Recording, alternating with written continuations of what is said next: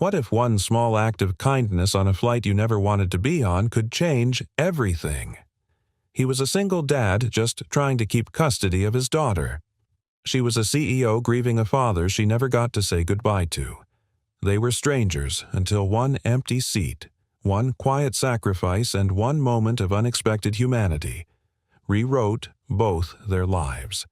This is a story about second chances, silent strength, and the altitude we reach when we lift someone else. Stay with me, because this story, it may just change the way you see kindness forever.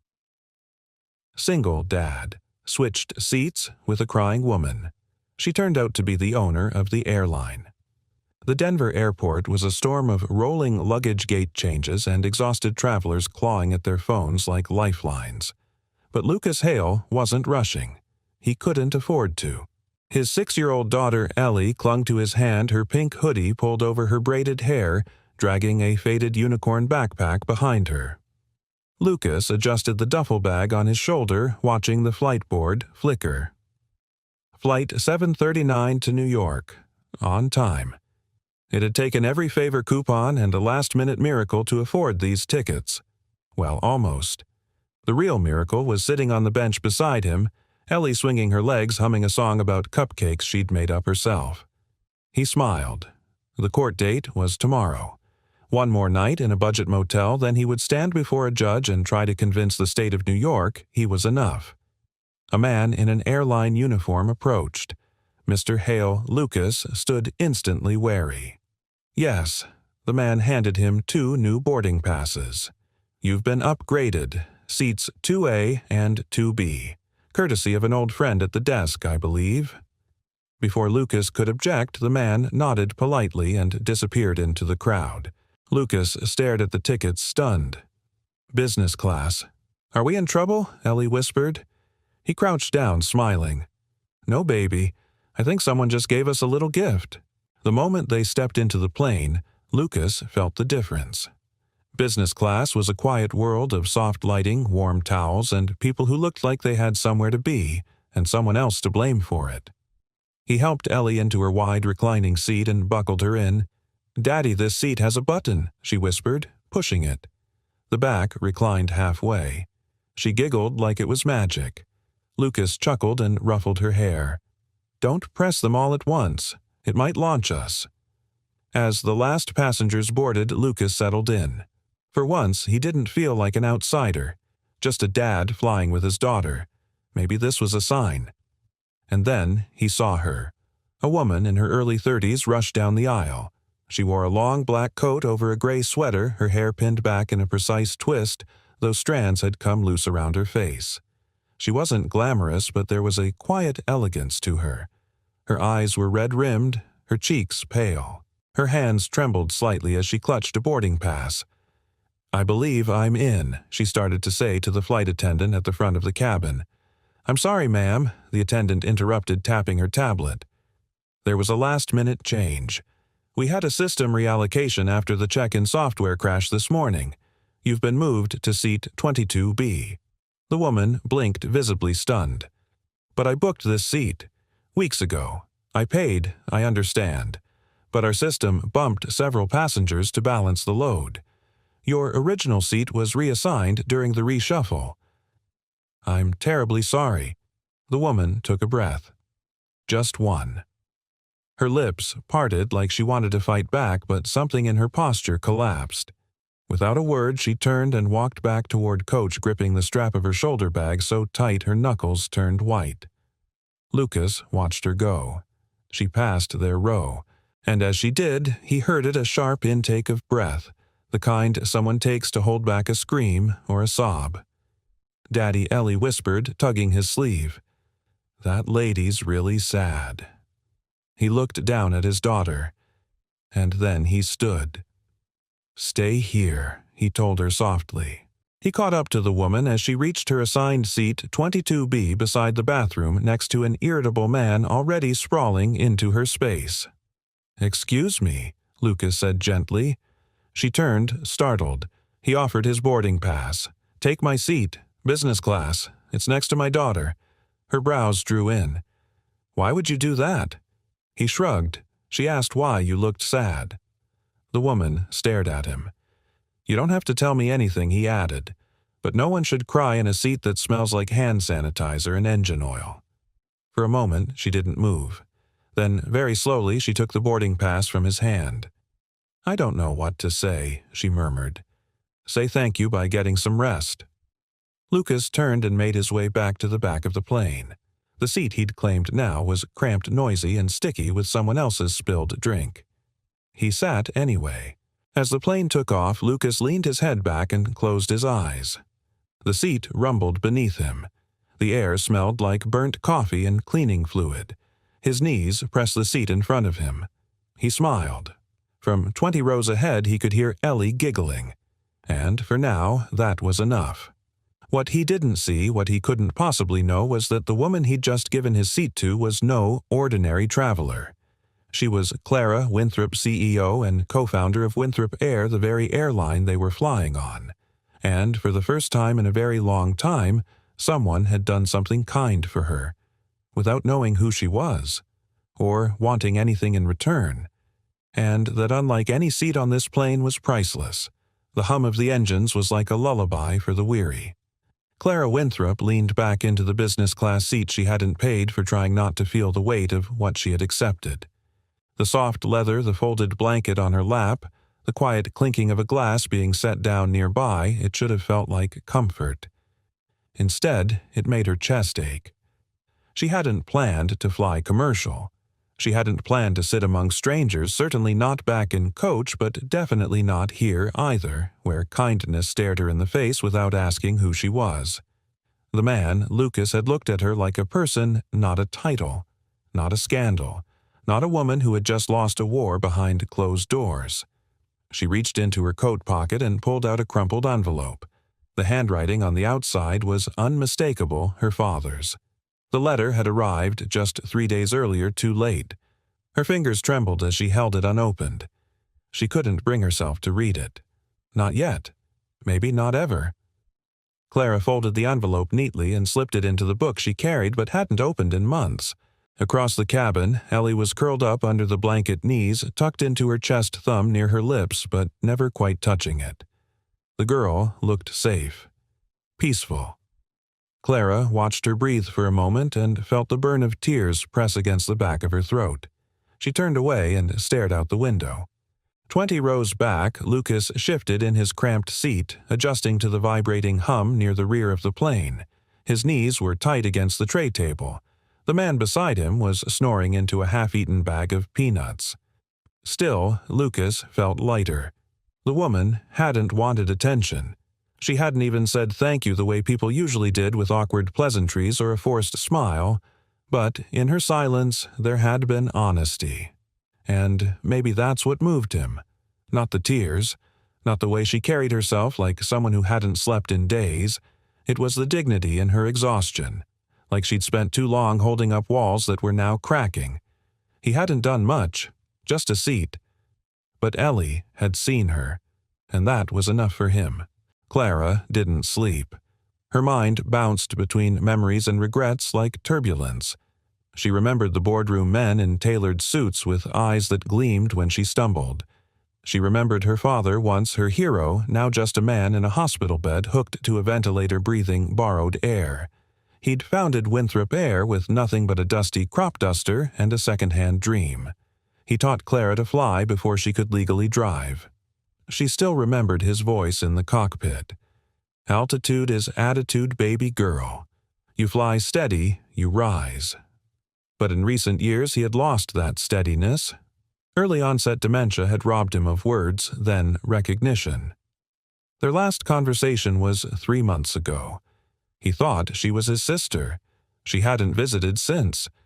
And now he was gone. She hadn't just lost him.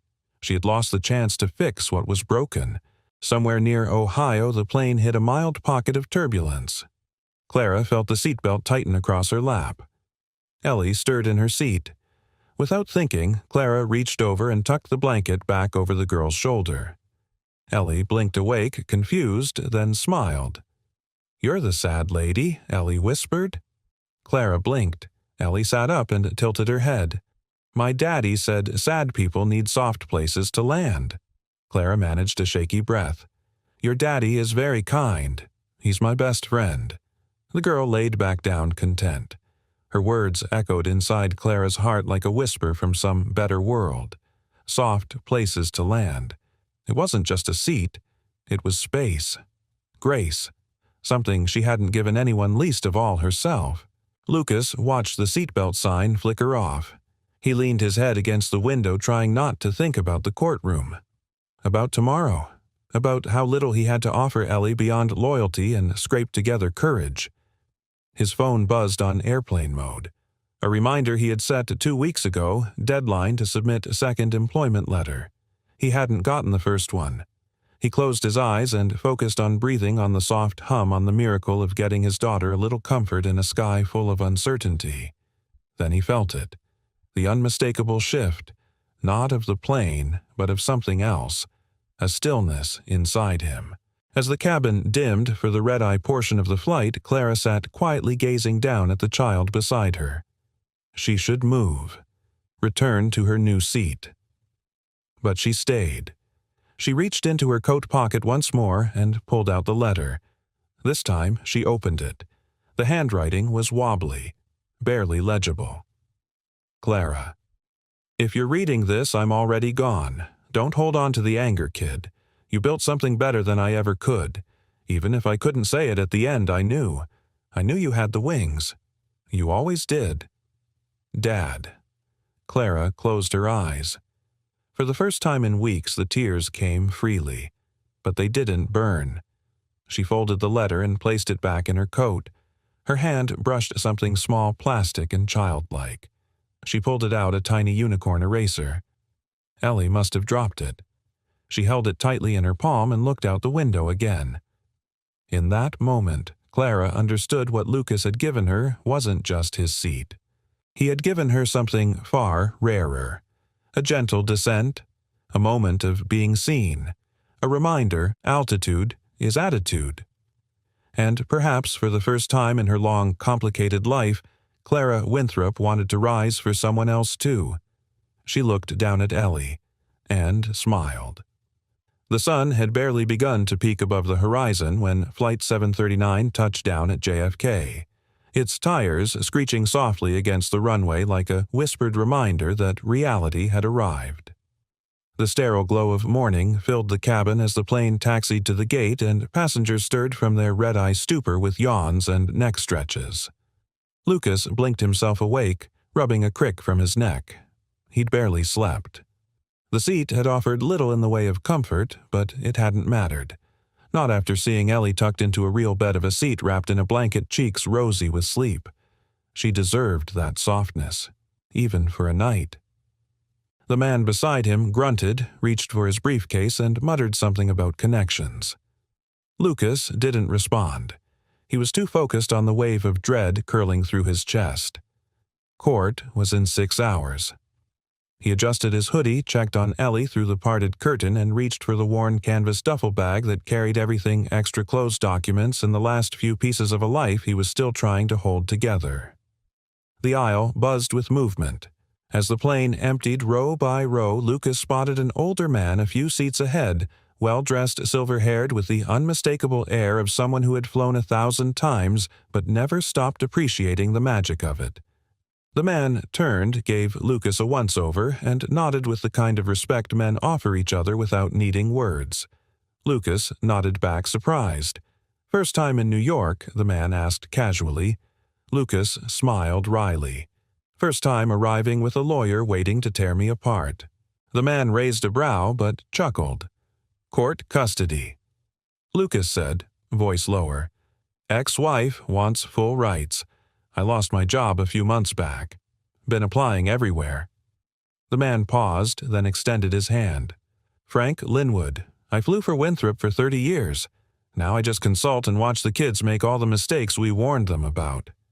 Lucas shook his hand. Lucas Hale. Used to work aircraft systems maintenance out west. Frank looked impressed. Real work. That counts. Lucas shrugged. Not in courtrooms. Before Frank could respond, a flight attendant announced final disembarkation. Lucas stood slinging the duffel over his shoulder, glancing once more toward business class. Clara was already gone. Clara stood near baggage claim, watching the carousel spin with the detached gaze of someone who was present in body but nowhere near emotionally grounded.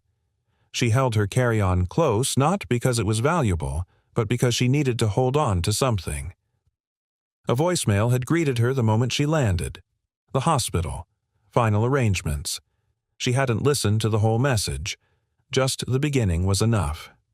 He's gone. She didn't cry. Not this time. Not in public. Not in the chaos of New York, where grief was too common to make space for. But her eyes kept scanning the crowds without realizing what or who she was searching for. Then she saw them.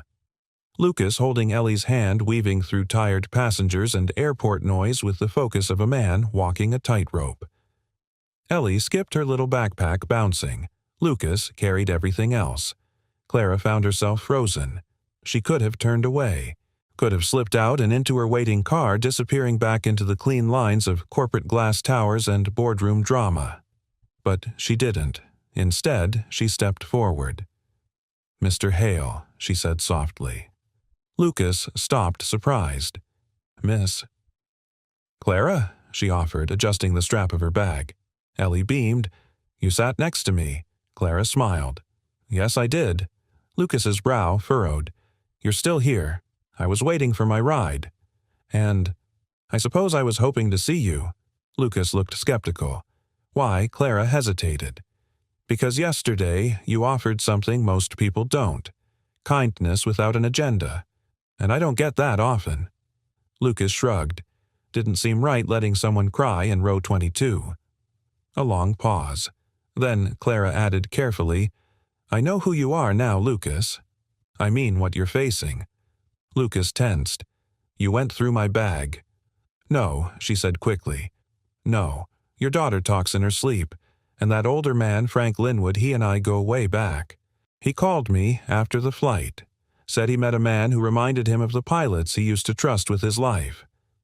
Lucas blinked, caught between suspicion and gratitude.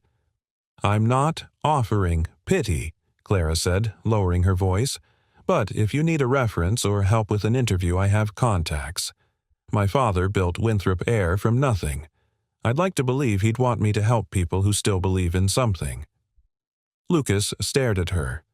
Why, he asked. Clara looked at Ellie, then back at him. "Because for a few hours up there you gave me peace. You let me disappear without asking who I was. That meant something." Lucas swallowed emotion, catching in his throat. "I don't want charity," he said. "This isn't charity," she replied. "It's a seat exchange." Then, before he could answer, a car pulled up. A driver stepped out and opened the door. Clara hesitated. "My number's on this card. I don't expect anything. But I meant it. If you ever need a place to land professionally, or otherwise." She handed him the card, nodded to Ellie, and climbed into the car. Lucas stood there holding the business card like it weighed 100 pounds. Daddy Ellie whispered, was she a good guy or a sad guy? Lucas smiled faintly. Maybe both. Then he turned toward the exit, the business card tucked into his pocket, still unsure whether he would use it, but knowing deep down, something had changed. For both of them. The line at the baggage carousel was long, loud, and uncooperative, just like Lucas's nerves. He shifted from foot to foot, holding Ellie close as her backpack tugged at his wrist like a balloon caught in a breeze. Her eyes were drooping, and her fingers kept tracing the rim of the hoodie's sleeve like she was trying to disappear inside it. "Daddy, are we late?" she mumbled, resting her cheek against his arm. "No, sweetheart. We've got time," he said, although in his chest the clock was ticking louder than he wanted to admit. The court appointment was in just under 3 hours. That gave them barely enough time to grab their luggage, get to the motel, wash up, change into something that didn't scream "I'm losing," and try to look like a functioning father in front of a judge. Only one problem. Their bags never came. One by one, suitcases thudded onto the belt and were scooped up. The crowd thinned. The carousel slowed, then stopped. Lucas stepped forward and spoke to the agent behind the counter. The young woman wore an apologetic smile that was practiced to the point of performance. "Yes, Mr. Hale. It looks like your luggage was rerouted on a separate cargo transfer due to a last-minute weight distribution protocol. It's in Newark." Lucas blinked. "Newark, that's an hour away. More like 90 minutes with traffic," the woman added cheerfully. "We can deliver it later today or first thing tomorrow morning." He tried not to laugh. "First thing tomorrow morning won't help much with a custody hearing in 2 hours." The woman's smile faltered. Lucas sighed, rubbing the bridge of his nose. "Is there anything at all you can do?" She looked at her screen again, then shook her head. "I'm so sorry." Ellie tugged at his arm. "Daddy, are we going to lose Lucas?" Looked down at her oversized hoodie, her tired eyes, the anxiety she was too young to name, and something in him cracked. "No, baby," he whispered. "We're not going to lose." But he had no idea how he'd make that true. He walked them out of the terminal, his mind spinning. Maybe he could buy something from a thrift store nearby. Maybe he could just go in as is and explain. Maybe a sleek black SUV pulled up along the curb. The back window rolled down. Mr. Hale. He turned, stunned. Clara Winthrop leaned slightly forward from the backseat, sunglasses pushed onto her head, her expression unreadable but unmistakably alert. "I told you," she said, "if you ever needed a place to land." Lucas swallowed. "You've been waiting here." Clara hesitated. "I had a meeting downtown. I canceled it. Don't ask me why." He stared at her, Ellie shifting beside him. She opened the car door. "Get in." The interior smelled like cedar and leather. Ellie immediately curled up into the soft backseat, eyes wide with wonder. Lucas sat upright, uncomfortable in his wrinkled hoodie and jeans. "You didn't have to do this," I know, Clara said, "but I wanted to." He looked at her, searching for motive. "Why?" She looked ahead, voice quiet. "Because I missed my last chance with my father. Because no one gave me a second one. Because I was sitting in the dark on that plane and a stranger handed me his piece without knowing who I was." She turned to him, gaze direct. "Let me return that." Lucas said nothing, but the silence said plenty. The SUV took a sharp turn into a quiet neighborhood near Brooklyn Heights, pulling up in front of a narrow, ivy-covered brownstone. Lucas stepped out warily, glancing up. "Where are we?" "My father's old place," Clara replied. "I keep it mostly for the garden and the bathtub." "The bathtub?" Clara smirked. "You've got 20 minutes to shower. You look like a mechanic after a flight through a wind tunnel." Lucas couldn't help it. He laughed. "There's a suit upstairs, my father's. Might be a little wide in the shoulders. I can't wear your father's clothes to court." Clara's tone softened. "You're not wearing them for him. You're wearing them for your daughter." That stopped him cold. He looked at her for a long moment, then nodded. 20 minutes later, Lucas stepped out of the guest bathroom, hair damp, face clean-shaven, tie slightly crooked, but wearing a deep navy blue suit that looked like it belonged to someone who mattered. Clara stood in the hallway, arms crossed, appraising. "It's too big in the shoulders," she said. "I told you." "But it fits your spine just fine," she added. "You're standing taller." Lucas adjusted the collar. "I don't know what to say." "Say thank you by winning that hearing," Clara replied. As they stepped back into the car, Clara handed Ellie a granola bar and a bottle of water, then turned to Lucas. "Do you have anyone to speak on your behalf?" "A character reference. Someone who can vouch for your parenting." Lucas hesitated. "No, just me." Clara thought for a moment. "Take this," she said, handing him a second business card. "It's my direct line. If the judge will allow a last-minute witness, I'll be there." Lucas blinked. "Why would you do that?" Clara looked at Ellie, then back at him. "Because some people need someone to stand beside them, and others need to know that kindness still counts for something in this world." Lucas felt a wave rise in his chest, humility, gratitude, something like faith. He held her gaze. then tucked the card into his inside pocket. As the SUV pulled away from the curb and headed toward the courthouse, Clara leaned back watching the skyline rise in the distance. In the rearview mirror she saw Ellie rest her head against her father's shoulder, and for the first time in months Clara felt the faintest flutter of hope. Not the corporate kind, the human kind. And it felt like flight. The family court of New York County was a building that seemed designed to squeeze the spirit out of anyone who walked through its glass doors. Stark walls, buzzing fluorescent lights, rows of tired faces clutching paperwork like shields, and that particular hush one born not of reverence, but of worry. Lucas Hale stepped inside Ellie's small hand wrapped tightly in the navy suit, hanging just a bit long in the arms, but doing its job. He felt the stares, the judgment, the unsaid questions. His heart thudded against his ribs like it wanted out. Across the hallway, a door opened and his ex-wife Monica stepped out with her attorney. She was immaculate, power-dressed in pale beige hair, perfectly styled makeup, untouched by the humidity outside. Her eyes flicked over Lucas with a subtle arch of her brow. "Lucas," she said flatly. "Monica," he replied, offering a half nod. Her gaze dropped to Ellie, and for a flicker of a moment there was something soft in it. But then she looked back at him, and it was gone. "You look presentable," she said, as if surprised. Lucas swallowed the bitterness rising in his throat. "Thanks." "Let's just try to be civil today," she added. For her," he echoed, squeezing Ellie's hand gently.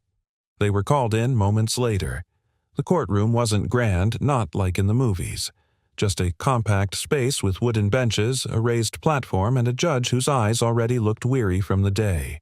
Judge Decker, a woman in her late 50s with silvering hair and a no-nonsense expression, sat behind the bench. Case number 814-2025. Custody hearing for minor child Eleanor Hale, the clerk called out. Lucas felt Ellie's fingers tighten around his. Monica's attorney led first. He was polished, smooth-talking, clearly accustomed to winning. He painted a picture of stability. Monica had remarried a successful financial planner, moved into a home in Westchester, and had enrolled Ellie in a private school that offered advanced emotional support and STEM enrichment. He emphasized Lucas's lack of full-time employment, his recent eviction, and the transient nature of his lifestyle. Lucas listened as if the words were fists.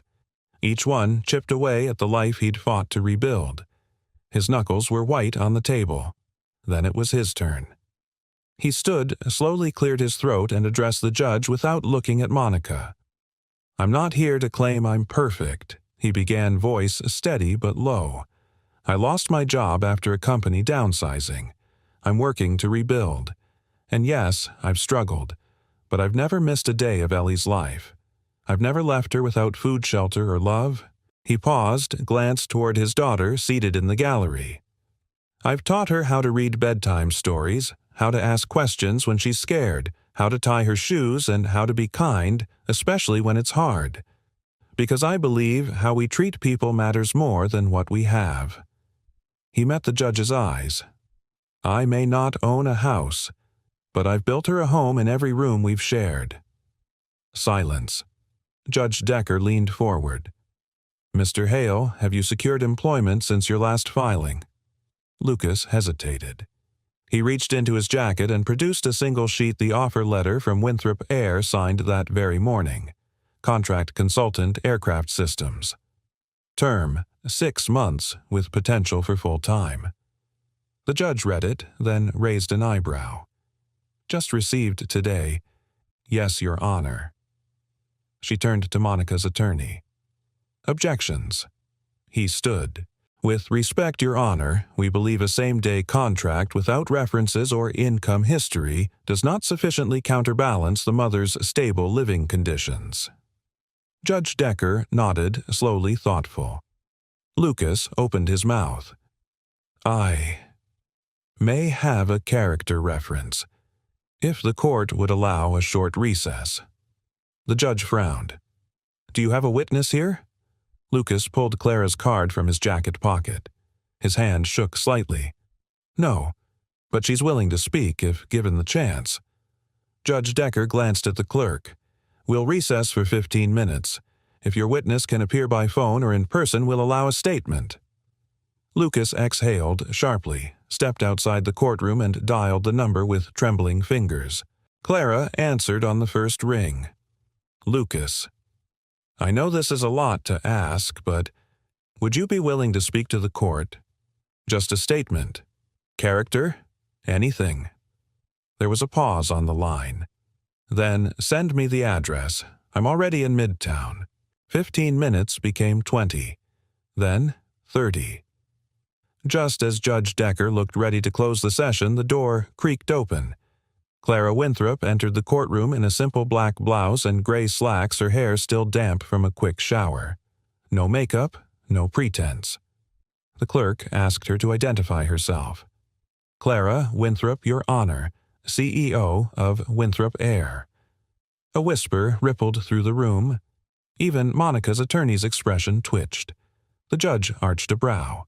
And your relationship to Mr. Hale? I met him yesterday, Clara said calmly, on a plane. He gave me his business class seat when I was having a difficult day. He didn't know who I was. He just saw a person who needed kindness. She turned toward the gallery. And I saw a father who gave up his own comfort for a stranger without expecting anything in return, who told his daughter when she asked about me that sad people need soft places to land. Clara looked back at the judge. I've interviewed hundreds of candidates in my field. I've read resumes with degrees and buzzwords. But character can't be written down. You have to witness it. And in Lucas Hale, I did. She paused. I'd trust him with my company. I'd trust him with far more. The room was silent. Judge Decker leaned back in her chair, folded her hands, and nodded once. I believe I've heard enough for today. A decision will be issued by the end of the week. She banged the gavel. The session was adjourned. Lucas turned to Clara, stunned. You didn't have to say all that. I didn't, she said simply. I meant it. Ellie ran up to them, clutching her father's hand, then turned to Clara. Do you fly all the time? Clara smiled. Almost every day. Can I come with you sometime? Lucas laughed. Ellie. But Clara bent down. Maybe someday, when your daddy lets you. And for the first time in weeks, Lucas didn't feel like he was falling. He felt like he was flying.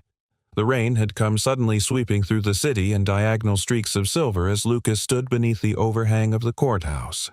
The suit clung to him slightly. He hadn't expected to leave the courtroom feeling anything close to hope. Yet here it was, stubborn and real, pulsing like a heartbeat he'd forgotten he had. Ellie danced in a shallow puddle, her laughter ricocheting off the concrete. Clara stood a few steps away, phone to her ear, issuing instructions with a calm confidence that belonged to someone used to controlling a storm. Lucas watched her quietly.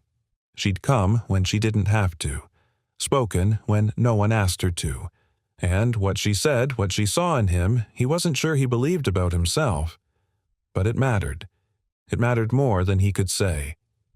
She hung up, tucked the phone into her coat pocket, and met his eyes. You hungry? Lucas blinked. Yeah, kind of. Good, Clara said, because I just pulled a string and you have a 15-minute window to make a first impression. Wait, what? She held up her phone. Head of Technical Operations at Winthrop Air.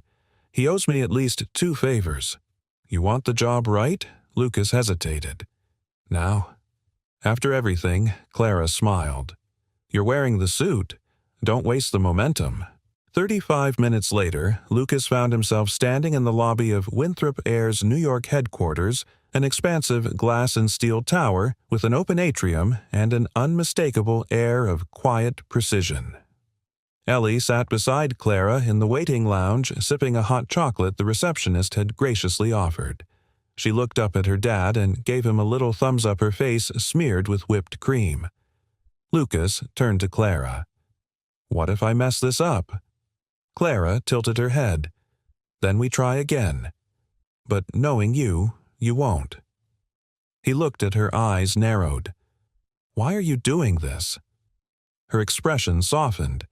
Because someone once gave me a second chance, and I never got to say thank you." Before he could respond, a man stepped into the lobby. Late 50s, well-built, sharp blazer and a face that looked like it had weathered more than a few engine fires. He extended a hand. "Lucas Hale." "Yes, sir. I'm Dan Rivers. Heard you made quite the impression in a courtroom this morning." Lucas flushed. "I didn't plan for that." "Good," Dan grinned. "Neither does life. Come on back." The interview room wasn't formal, more like a briefing space tucked behind hangar glass. On the wall, a schematic of the Winthrop fleet glowed in soft blue. Lucas sat across from Dan, still drying off tie a little crooked. So Dan began tapping a pen. "You were systems maintenance at Miller Aviation in Colorado, 5 years," Lucas nodded. "Started in mechanical, shifted to diagnostics and flight readiness compliance." Dan raised an eyebrow. "Why'd you leave?" "Didn't have a choice," Lucas said plainly. "They downsized.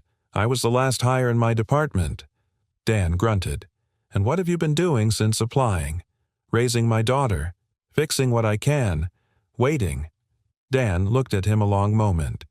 "You know how many guys walk in here talking about cutting-edge systems and certifications and can't find a pressure leak without a manual?" "I'm not a genius," Lucas replied, "but I've had to improvise. I'm the guy who makes it work with duct tape and prayer." Dan laughed. "You'll fit right in." He stood. "Contractor role? 6 months. If you prove yourself, we talk full-time. Start next Monday." "Deal." Lucas blinked. "Just like that." Dan held out a hand. "Clara vouches for you, and I trust her judgment more than I trust the FAA." Lucas shook his hand firmly. He didn't feel lucky. He felt seen. When he walked back into the lobby, Ellie ran to him. "Did you get the job?" He bent down, scooped her up, and whispered, "Yeah, I did." She squealed and hugged his neck. Clara stood and approached her face unreadable. Lucas faced her, still holding Ellie. "Why did you really do this?" Clara hesitated. Then in a voice barely above a whisper said, "Because you didn't ask for it. And because, when you looked at me on that plane, you saw a human. Not a headline, not a failure, just someone hurting." Lucas was silent for a moment. Then, "You were never a failure." Clara laughed softly. "You'd be amazed how often I've felt like one. Board votes, shareholder losses, losing my father sometimes. I wonder if I'm just piloting on autopilot through the wreckage." Lucas set Ellie down gently and looked at Clara squarely. "You came back for someone you met for 15 minutes. You stood up in a courtroom you didn't belong in. That's not wreckage, that's flight." Clara didn't answer, but in her eyes something shifted, a kind of lift. They stepped out into the city together. The rain had stopped, the sidewalks shimmered. A taxi splashed by and Ellie skipped between puddles laughing. Lucas turned to Clara. "Can I buy you a cup of coffee? It's not much, but it's mine to offer." She looked at him, a slow smile forming. "I'd like that." They crossed the street, side by side, still strangers in many ways, but no longer circling in separate skies. Above them, a plane climbed into the clearing, blue, its contrail stretched like a promise. And for once, neither of them looked away. Lucas stepped through the massive hangar doors, the scent of jet fuel and metal already familiar in his lungs. It had been nearly a week since his interview. Now he stood at the edge of something new, something real. The contractor badge clipped to his shirt still felt surreal. It wasn't permanent. It wasn't glamorous. But it was work. Honest, skilled work. The kind he was good at. The kind that made him feel like himself again. Dan Rivers met him near the inspection area with a clipboard and the weathered face of a man who'd worked through 100 snowstorms and bureaucratic setbacks. "Got a strange one for you this morning," Dan said, leading Lucas toward a parked narrow-body aircraft. Tight turnaround, short layover. Ground team reported a compressor vibration, but diagnostics came back clean. Lucas nodded, already rolling up his sleeves. Could be a sensor glitch. Or a harmonic misread. "That's what we're hoping. But we're not sending her back up until you're sure." Lucas set to work climbing the ladder and easing into the maintenance panel with a practiced efficiency. The whine of distant turbines' voices crackling on radios, the occasional slamming of a metal hatch. It was a symphony he knew by heart. He ran the checks, then double-checked. Something didn't feel right. The engine data looked fine, but there was a faint rattling barely audible. Most would miss it. But Lucas had spent 5 years listening to machines like he listened to people. And this one, it was whispering that something was wrong. He climbed back down, walked toward Dan, and handed him a tablet. "This plane doesn't fly." Dan raised an eyebrow. "You sure?" Lucas nodded. "It's not the compressor. It's the actuator under the forward mount. It's degrading, won't show up on standard diagnostics yet, but I pulled the logs. Heat stress is climbing. One more flight that arm could shear." Dan stared at him, then cursed under his breath. "This flight's scheduled to carry 90 passengers in 2 hours. We'll have to reroute and ground the bird. I know," Lucas said quietly, "but I'd rather delay 90 people than explain to their families why we didn't listen." Dan gave a slow nod. "You've got instincts, Hale. Keep listening to them." 2 hours later, the decision made headlines not for the grounded plane, but for what it prevented. Another technician later confirmed Lucas's suspicion, a near-catastrophic failure narrowly avoided. It should have been a proud moment, a triumph. But instead, Lucas was summoned to HR. A woman in a gray suit met him in a sterile office, eyes sharp, words rehearsed. "Mr. Hale, it's come to our attention that you intervened on an active aircraft without full certification under Winthrop's New York operations protocol." Lucas stiffened. "I flagged a mechanical issue. I logged it, I reported it, and I stopped a flight that could have." "Yes," she interrupted, "but you're still under provisional contractor status, and according to Clause 14.7 of your agreement, any action taken outside of approved process, especially without a supervising engineer present, places the company at potential legal exposure." Lucas stared at her. "So, what does that mean?" She folded her hands. "You're suspended pending a review, effective immediately." His ears rang. He wanted to laugh. Instead, he nodded, stood, and walked out without a word. Outside, the air felt thinner. He stepped into the terminal walkway, found a quiet bench, and sat. He looked down at his hands, greasy, calloused, capable. The same hands that fixed what others missed. And now they'd cost him everything again. His phone buzzed. A text from Monica. Court update moved up. Ruling tomorrow. Just FYI. He ran a hand through his hair and stared at the floor. No job, no standing, no chance. That's when Clara called. He didn't answer at first, but she called again. Finally, he picked up. "Lucas." She said, her voice tighter than usual. "They suspended me," he said flatly. A pause. "What I stopped a bad part from going into the sky, and they're suspending me for not waiting for an engineer to approve the order first. That's absurd. It's policy." She went silent, then cold steel in her voice. "Don't go anywhere." 3 hours later, Clara stormed into the executive floor of Winthrop Air. Her presence, normally calm strategic, was crackling with fury. Dan Rivers met her by the elevator.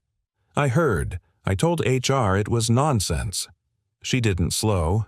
"Where is the board?" "They're prepping for the quarterly call." "Not anymore." She burst into the conference room, eyes blazing. 8 board members turned surprised. Several tried to stand. Clara raised a hand. "Sit down." She tossed a copy of the diagnostic report onto the table.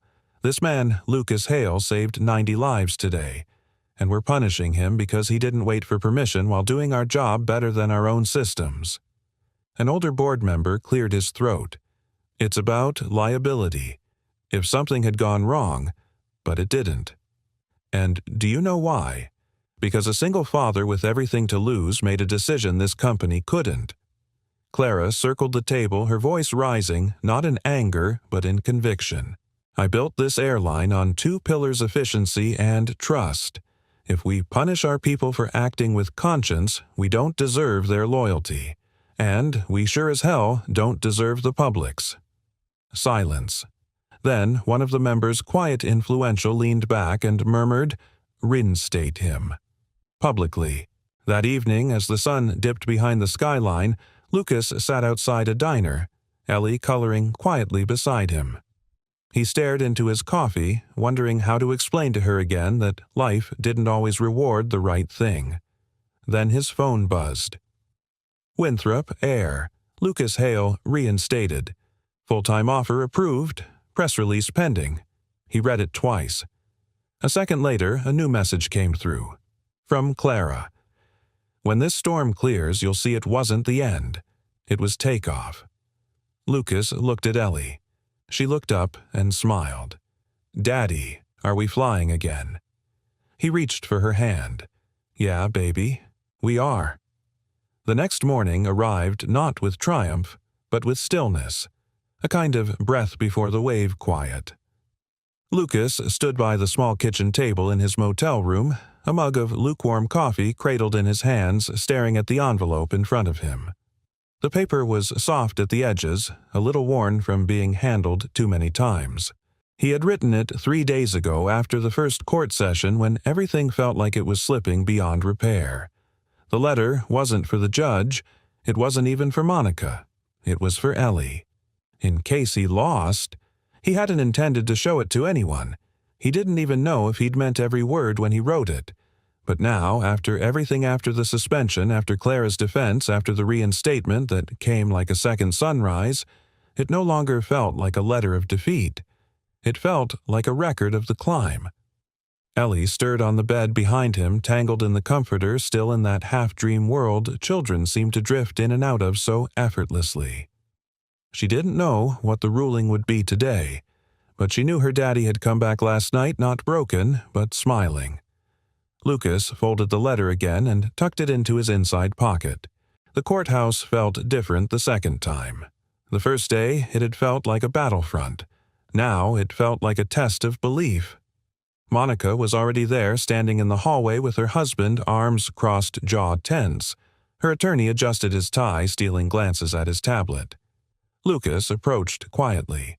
Monica turned toward him, eyes flickering to Ellie. He nodded a greeting. "Morning." She gave a nod back, hesitated, then asked not unkindly, "How's the new job?" Lucas raised an eyebrow. "You heard." "Not from you," she said. He offered a small smile. "It's real. Full time. Same badge, different wings."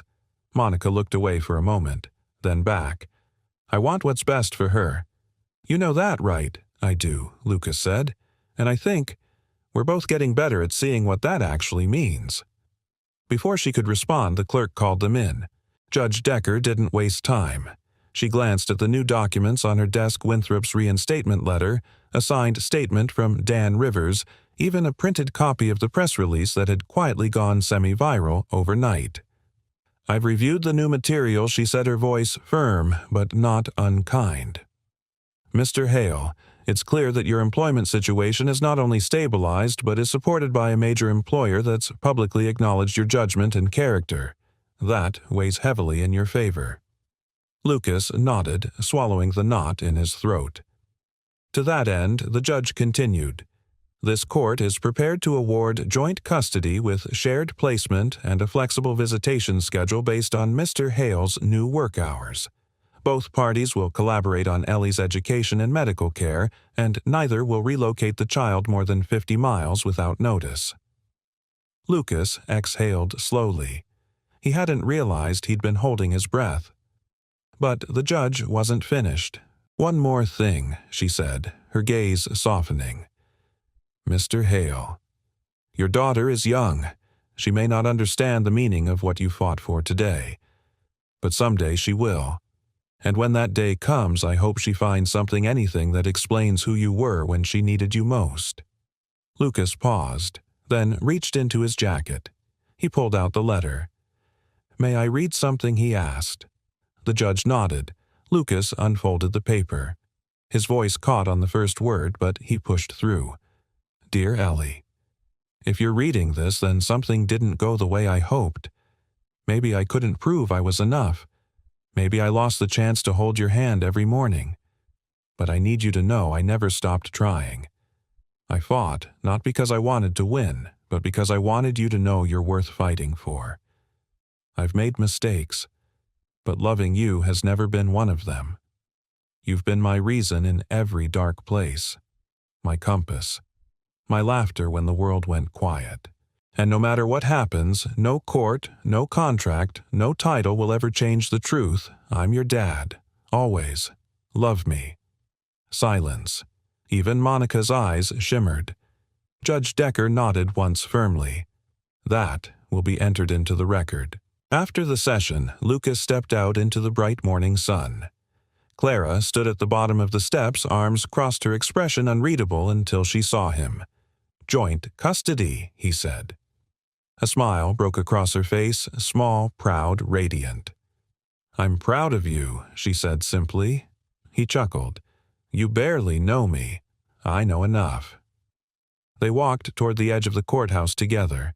Ellie ran ahead, spinning in circles like the wind couldn't touch her. Lucas looked at Clara. "That day on the plane you said no one had ever offered you peace without asking who you were." "I remember." And now Clara glanced at him, eyes full. Now she said softly, "I think I finally learned how to land." They watched Ellie twirl in the sunlight, and for a moment neither of them spoke. Then Lucas reached into his coat again and handed Clara the letter. "I wrote it in case I lost. Thought about burning it. But maybe she should hear it someday. From someone who's lived through both the crash and the climb." Clara accepted it with both hands, holding it as if it were made of glass. "She will," she whispered. "And when she does, she'll know exactly the kind of man her father is." And somewhere high above them, a plane sliced through the blue wing's steady course, true. Just like Lucas. The terminal lights cast a golden hue across the gleaming floors of JFK as Lucas walked toward Gate 34.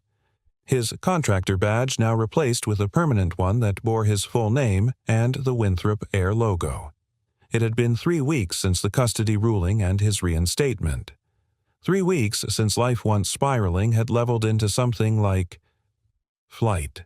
Ellie had spent the weekend with Monica by choice. They were learning how to share her without tearing her apart. Monica had even texted Lucas a photo of Ellie eating pancakes, cheeks full, grinning wildly. It wasn't perfection. It was progress. Lucas adjusted the collar of his crisp navy blue jacket and entered the operations wing where Clara was waiting beside a conference room window. She was staring out at the tarmac, arms crossed, her reflection lined with thought. "Boss lady," he said gently, his voice teasing but warm. She turned. There was something in her face today, something different. Not stress, not fatigue, something harder to place. "I just got out of the board meeting," she said. They reviewed the full timeline of the grounded flight. Lucas stiffened. "Am I in trouble again?" "No," she replied quickly. Quite the opposite. She stepped toward him and handed over a document. Lucas scanned it, an internal commendation form signed by 4 executives and Dan Rivers himself. In the margin was a handwritten note. Some people saved planes. Others saved the company. Clara watched him read, then spoke softly. "The board is asking me to return as full-time CEO effective immediately. They're reinstating my voting shares." Lucas blinked. "Clara, that's what you've been fighting for?" She nodded, but there was no joy in her eyes. Only wait. "And yet I'm standing here wondering if it's still what I want," she said. He tilted his head. "Why wouldn't it be?" She hesitated. "Because for the first time in years, I've done things that had nothing to do with shareholders' profit margins or press releases. I defended a man I barely knew because it felt right. I shared a moment with his daughter on a red-eye flight that reminded me what grace looks like when it's not wrapped in polish." She looked down, and I liked that version of me better. Lucas was quiet for a long moment. Then, gently, "You don't have to stop being her." Her eyes lifted to his. "I think you forgot," he added, "that the version of you who fights for what's right is the real one. The boardroom didn't build you. You brought integrity into it. Don't let them take it back now that you've remembered what it feels like." Clara stared at him, her breath catching slightly.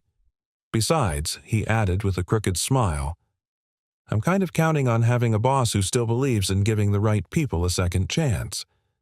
Her laugh was soft but real.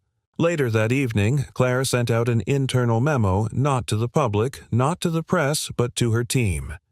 Effective today, Winthrop Air will be launching a new internal initiative, the HAIL Protocol, a system that empowers on-site maintenance staff to flag safety risks even without senior authorization, because sometimes instinct outruns policy, and because trust is earned not by position but by principle.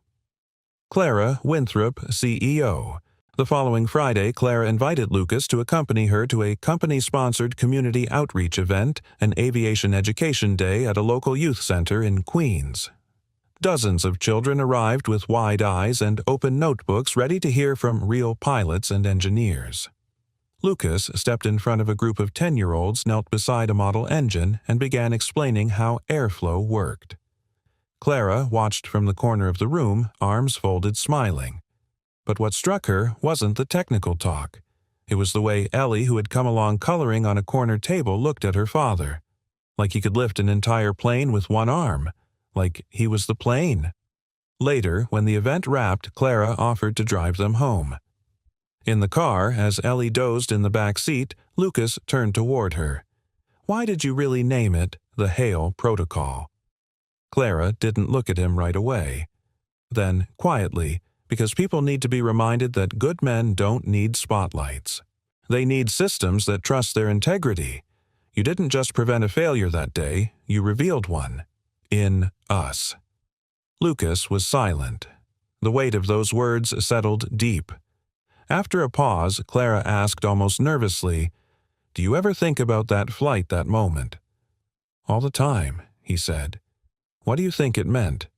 He glanced at her. "I think it meant I was finally seen. And I think you were too." Their eyes met. For a long, quiet beat, nothing moved except the steady glow of streetlights through the window. Then Ellie stirred in the back seat. Daddy Lucas reached back, touched her hand gently. "Yeah, baby. Are you and Miss Clara flying again soon?" He smiled at her through the rearview mirror. "I don't know, kiddo. Maybe we never landed." Clara looked at him, something fragile and beautiful blooming just behind her eyes. Maybe they hadn't. Maybe they'd just been circling each at a different altitude, waiting for the right place and the right person to land beside. And now the runway was clear. Rain traced long silver lines down the courthouse windows as Lucas sat once more in the corridor outside Judge Decker's courtroom. But this time he wasn't gripping his knees in silent panic. He wasn't sweating through an ill-fitting suit or staring at the floor as if it might swallow him whole. He was calm, because now he had something that no legal ruling could give or take away: stability, purpose, and a quiet kind of pride. Ellie sat beside him, swinging her legs. She was wearing a navy dress with tiny airplanes embroidered along the hem. She'd picked it herself. "I want to look like I fly," she had declared that morning. Lucas smoothed the collar of his shirt, glanced down at the folder on his lap. Inside were the final documents: job confirmation, salary, summary housing lease agreement, the foundation of a life rebuilt brick by brick. The clerk opened the door. "Mr. Hale, Ms. Brennan, the judge is ready." Lucas looked up to find Monica standing across the hallway wearing a tailored gray dress and a softer expression than he'd seen in a long time. Her husband remained near the elevator, respectfully distant. Monica stepped closer. "You look good," "Thanks," Lucas said. "So do you." She glanced at Ellie, then back at him. "I've been thinking, maybe we don't need to fight anymore." Lucas studied her face, still proud, still guarded, but something inside had shifted. "Agreed," he said gently. "Let's stop treating each other like enemies." She nodded. They walked in together. Judge Decker looked up as the three entered. "Back again," she said dryly, though there was a glimmer of warmth behind her glasses. "Let's make this the last one, shall we?" "Yes, Your Honor." Monica and Lucas answered in unison. The judge reviewed the files, silently flipping through pages with a precision honed by decades of decisions. Then she looked up. "Before I rule, I want to ask one question. Not to the attorneys, but to the parents." She set down her pen. "What do you want Ellie to remember about this moment 10 years from now?" Lucas felt his heart skip. He turned to Monica. She answered first. "I want her to remember that her parents put her first, even when it hurt, that we chose peace over pride." Judge Decker nodded, then turned to Lucas. He cleared his throat. "I want her to remember that she was always enough, that no matter what room we were in, she was never the one on trial." The judge let the silence hang. Then she smiled, just faintly. "This court finds both parties capable, loving, and deeply committed. Therefore, custody will remain joint with placement divided on a flexible cooperative schedule. This agreement is not just legal, it is a moral pact. Break it, and you don't just break trust with each other, you break it with Ellie." Lucas swallowed. "Yes, ma'am." The gavel came down, a sound not of judgment but of closure. Afterward, Lucas stepped out into the fresh air, Ellie perched on his shoulders like a pilot in the cockpit. Monica stood with her husband, speaking quietly but looking more relaxed than she had in years. Clara waited on the courthouse steps, a coffee in one hand, a raincoat draped over the other arm. "You came," Lucas said, lowering Ellie to the ground. "I wanted to hear the landing," she said. "I figured I owed it to the flight." Lucas laughed. "We made it. I know." She handed him the coffee. "You even stuck the landing." They stood together quiet for a moment, the air rich with possibility. Ellie tugged Clara's sleeve. "Miss Clara, are you coming to lunch with us?" Clara looked down at her. "Lunch?" Lucas smiled. "She thinks pancakes are the proper way to celebrate legal victories." "Who am I to argue with aviation law?" Clara replied. They walked toward the car. Lucas turned to her. "You know this whole thing started because you lost a seat." "No," she said. "This whole thing started because you gave yours." They reached the car, but Clara hesitated before getting in. "There's something else," she said, her voice lower. "The board offered me a significant expansion package, more powerful control over all corporate decisions. The kind of authority I always thought I wanted." Lucas raised an eyebrow. But I said no." His eyes widened. "Seriously?" Clara nodded. "I don't want to fly solo anymore. I want to build something, not just run something." She looked at him carefully. "I've been offered a leadership seat at the company's new community aviation program, hands-on training for single parents, veterans, displaced workers. It's not a press headline, but it's real." Lucas stared at her, pride swelling in his chest. "You're becoming the kind of pilot your father always knew you were." She smiled. "I think I finally understand what he meant when he said, 'Altitude is attitude.'" They got into the car, Ellie in the back, humming, Clara beside him. Lucas drove with one hand on the wheel and the other resting near hers. It wasn't dramatic. It wasn't fireworks or orchestras. It was better. It was quiet, steady flight. And for the first time in his life, Lucas didn't feel like he was chasing the horizon. He was on course. And seated beside him was someone who understood flight isn't just about takeoff. It's about staying in the air, together. The air buzzed with the sounds of children laughing, hammers tapping, and a distant guitar strumming near the steps of the freshly painted brick building. It had once been an abandoned field office near LaGuardia Airport, forgotten, cracked, overgrown. Today, it had become something else entirely. Lucas stood beneath the newly mounted sign that read, "The Harris Winthrop Center for Aviation and Community." Below it, in smaller brushed steel lettering, "For those who kept showing up, even when the skies were against them." He wore jeans and a button-down rolled at the sleeves, clipboard in hand, surrounded by volunteers installing benches, wiring classrooms, and hauling crates of tools and safety vests. But his eyes were on the front entrance where a crowd had begun to gather for the opening ceremony. Ellie darted between paint buckets, passing out bottled water like a miniature flight attendant wearing a t-shirt 2 sizes too big that read, "Future Pilot." "Daddy, you forgot the safety cones again," she yelled, grinning. Lucas waved her off, delegating. "That's what bosses do." She rolled her eyes with the exaggerated flair only an 8-year-old could master, then ran off again. Behind him, Clara stepped into view, clipboard under her arm, aviator sunglasses perched on her head. She wore a navy jumpsuit and sneakers dust on her knees and a smile on her face. "We're 5 minutes behind schedule," she said. "We're still ahead of miracles," Lucas replied. She tilted her head. Was that poetic or sarcastic? A little of both. They stood in silence for a moment, watching the small crowd gather near the stage.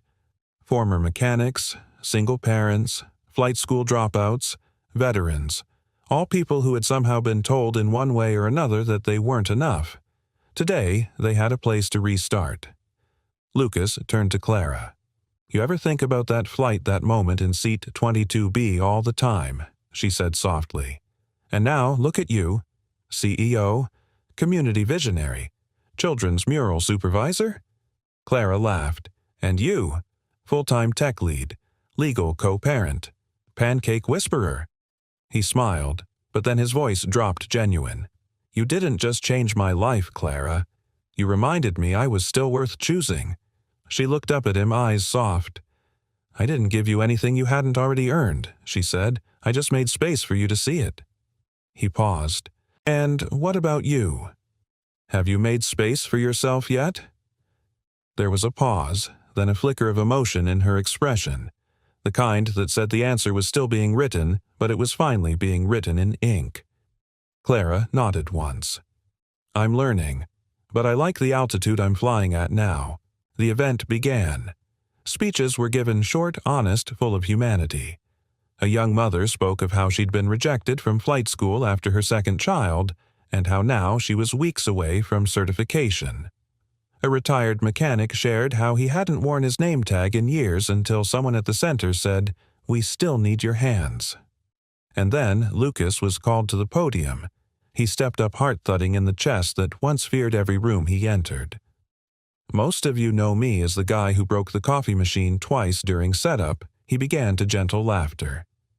"But a while ago, I was just a guy who gave up his airplane seat to a stranger who looked like she needed it more." His eyes found Clara in the crowd. That small act. "It changed everything. Not because it earned me a job or brought me here today, but because it taught me that kindness doesn't vanish. It multiplies." He held up a small toy plane, Ellie's favorite one from when she was little. "This place we've built, it's not about aviation. Not really. It's about giving people a safe place to take off again." He handed the plane to Ellie, who stood nearby. "And when we lift each other, we all fly higher." Applause followed, not loud, but deep, from the heart. That evening, after the sun dipped low and the center emptied out, Lucas sat on the steps of the building, sipping from a paper cup. Ellie had fallen asleep inside, curled on a beanbag, a flight manual open on her chest. Clara sat beside him, arms folded, her shoulders relaxed in the way they only were when she was truly herself. The silence was companionable. Funny, Lucas said, "I used to think my whole life was stuck in standby mode. Now, I feel like I've finally left the ground." Clara turned to him. "You didn't just leave the ground, Lucas. You built the runway for others." He looked at her then, a different look, one not of wonder or gratitude or uncertainty, but of clarity. Deep, grounded knowing. "I'm not asking for anything you're not ready to give," he said gently. "But if you ever think about flying tandem." She smiled, slow and warm. "Already packing my bags." They both laughed quietly. Then Clara leaned her head on his shoulder, and the world settled into that still sacred place where nothing needed to be said, where two people, once strangers in the sky, had found their way to the same ground and maybe the same future. Above them, a plane soared across the darkening sky, its lights blinking steadily against the dusk. And for the first time in a long time, Lucas didn't look up with longing. He looked forward with hope, because the kindness he had once given freely in silence had come back not as a reward, but as a life, and that life was flying higher than ever. Sometimes we don't need a grand rescue. We just need someone to give us a little room, to take off again. Lucas gave up his seat, but gained his purpose. Clara lost her direction, but found a way to lead with heart. And Ellie. She got the most precious gift of all, a father who never stopped showing up. Because in the end, kindness isn't about what you get back. A struggling, single dad handed his baby to a stranger, just for a minute. But what she whispered afterward changed everything. This story isn't just about survival. It's about how a single act of kindness can become the miracle you never expected. Single dad handed a stranger his baby to help an injured man. She whispered, "Can I be her mom?" The winter wind whipped down 4th Street, slicing through the cracks in Logan McRae's threadbare coat like a blade. His boots, cheap ones bought second-hand, squeaked across the salted pavement as he balanced a heat-insulated pizza bag on one arm and his 3-year-old daughter Hazel in the other. She was asleep against his shoulder cheeks, flushed pink from the cold thumb still curled by her mouth. Her coat was 2 sizes too big. Logan's hat, tugged over her tiny head, slid down to her eyebrows. He was late. Again. Traffic was backed up across the intersection, and his phone buzzed with yet another impatient text from a customer. He ignored it. Between working 3 part-time jobs, fighting a custody case, and caring for Hazel on his own since Holly died, texts could wait. Life couldn't. He muttered an apology under his breath and picked up his pace eyes fixed on the address ahead, 842 W 4th Street, apartment 302. No elevator, of course. Then he heard it a loud thud. Not a crash, not metal on metal. More like the sickening sound of a body hitting pavement. He spun around. A man, gray-haired, maybe 70, lay crumpled on the crosswalk. His groceries scattered like confetti. Cars honked, but no one moved. Logan didn't hesitate. He turned to the woman standing nearby. She was tall, maybe mid-30s, wrapped in a gray wool coat that screamed money. Dark eyes. Striking. But what mattered was that she wasn't on her phone or looking away. He stepped toward her, urgent. "Can you hold her?" The woman blinked. "My daughter," he said already, transferring Hazel into her arms. "Please, just don't move." Without waiting for an answer, Logan sprinted into the intersection. The man was breathing, but barely. His face was scraped, lips cracked. Logan knelt, shielding him with his body as cars slowed and phones came out. He barked instructions. "Someone, call 911. Don't just stand there." The woman, he barely registered her now, had backed up with Hazel, holding the child close. Hazel stirred, blinked, and finding herself in strange arms, began to cry. Elena Halberg tightened her hold gently and rocked side to side. She whispered something no one could hear, but Hazel soon calmed. By the time the ambulance arrived, Logan was kneeling beside the old man, coat wrapped around him.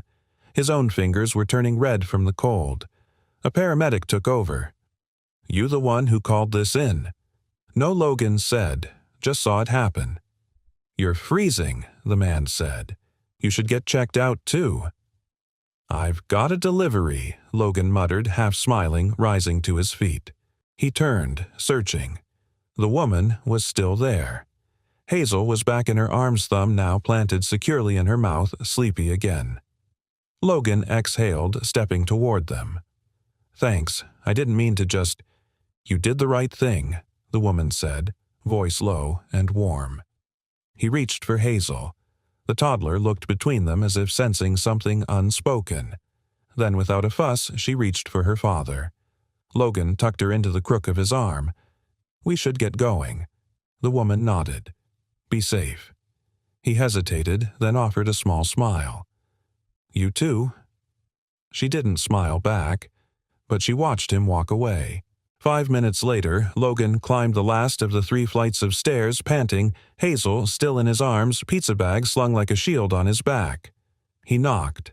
The door opened. A young guy in sweatpants looked annoyed. "You're late," traffic, Logan said. He handed over the box and forced a smile. The guy muttered something, tipped $2 and shut the door. Logan stared at the closed door for a beat. Then he turned, trudging back down heart-hammering for more than exertion. Back in his old sedan, he settled Hazel into her car seat. She was half awake, humming something tuneless. He reached to brush her curls from her face and froze. There pinned to her sleeve was a business card. Heavy cardstock. No name. Just a gold-embossed logo, Halberg and Associates. He turned it over. Nothing on the back.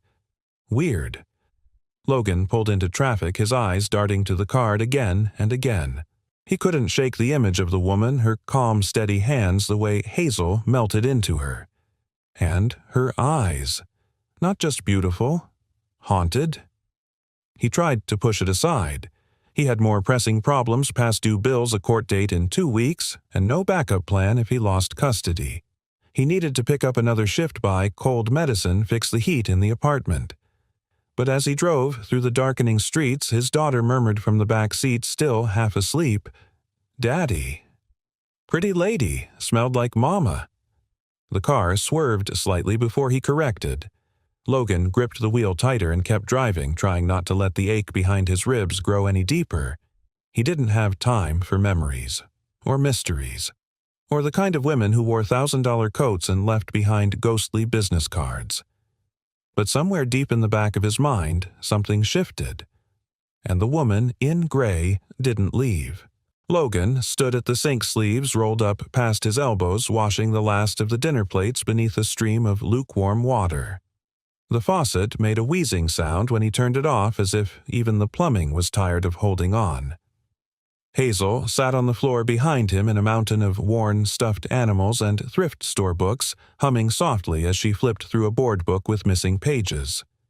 The apartment was small, just one bedroom they shared, a galley kitchen, a living room that doubled as their play area, and often Logan's bed. Outside, wind pressed against the windows like a warning. He dried his hands and walked over to her. Bath or story first? Hazel didn't look up. "Story." He smiled, pulling her into his lap.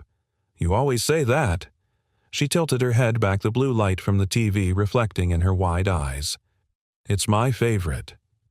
Logan reached for a book, Goodnight Moon, frayed and water-stained, and began to read, his voice low, steady warm.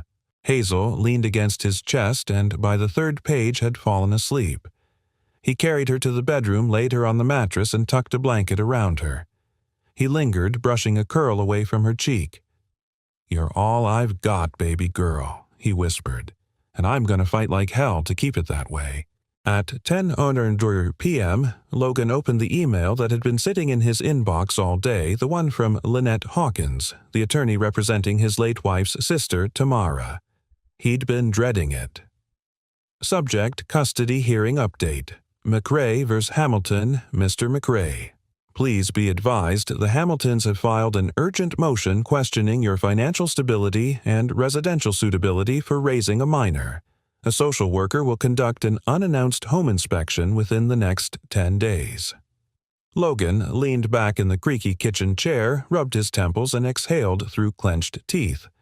He had no family left.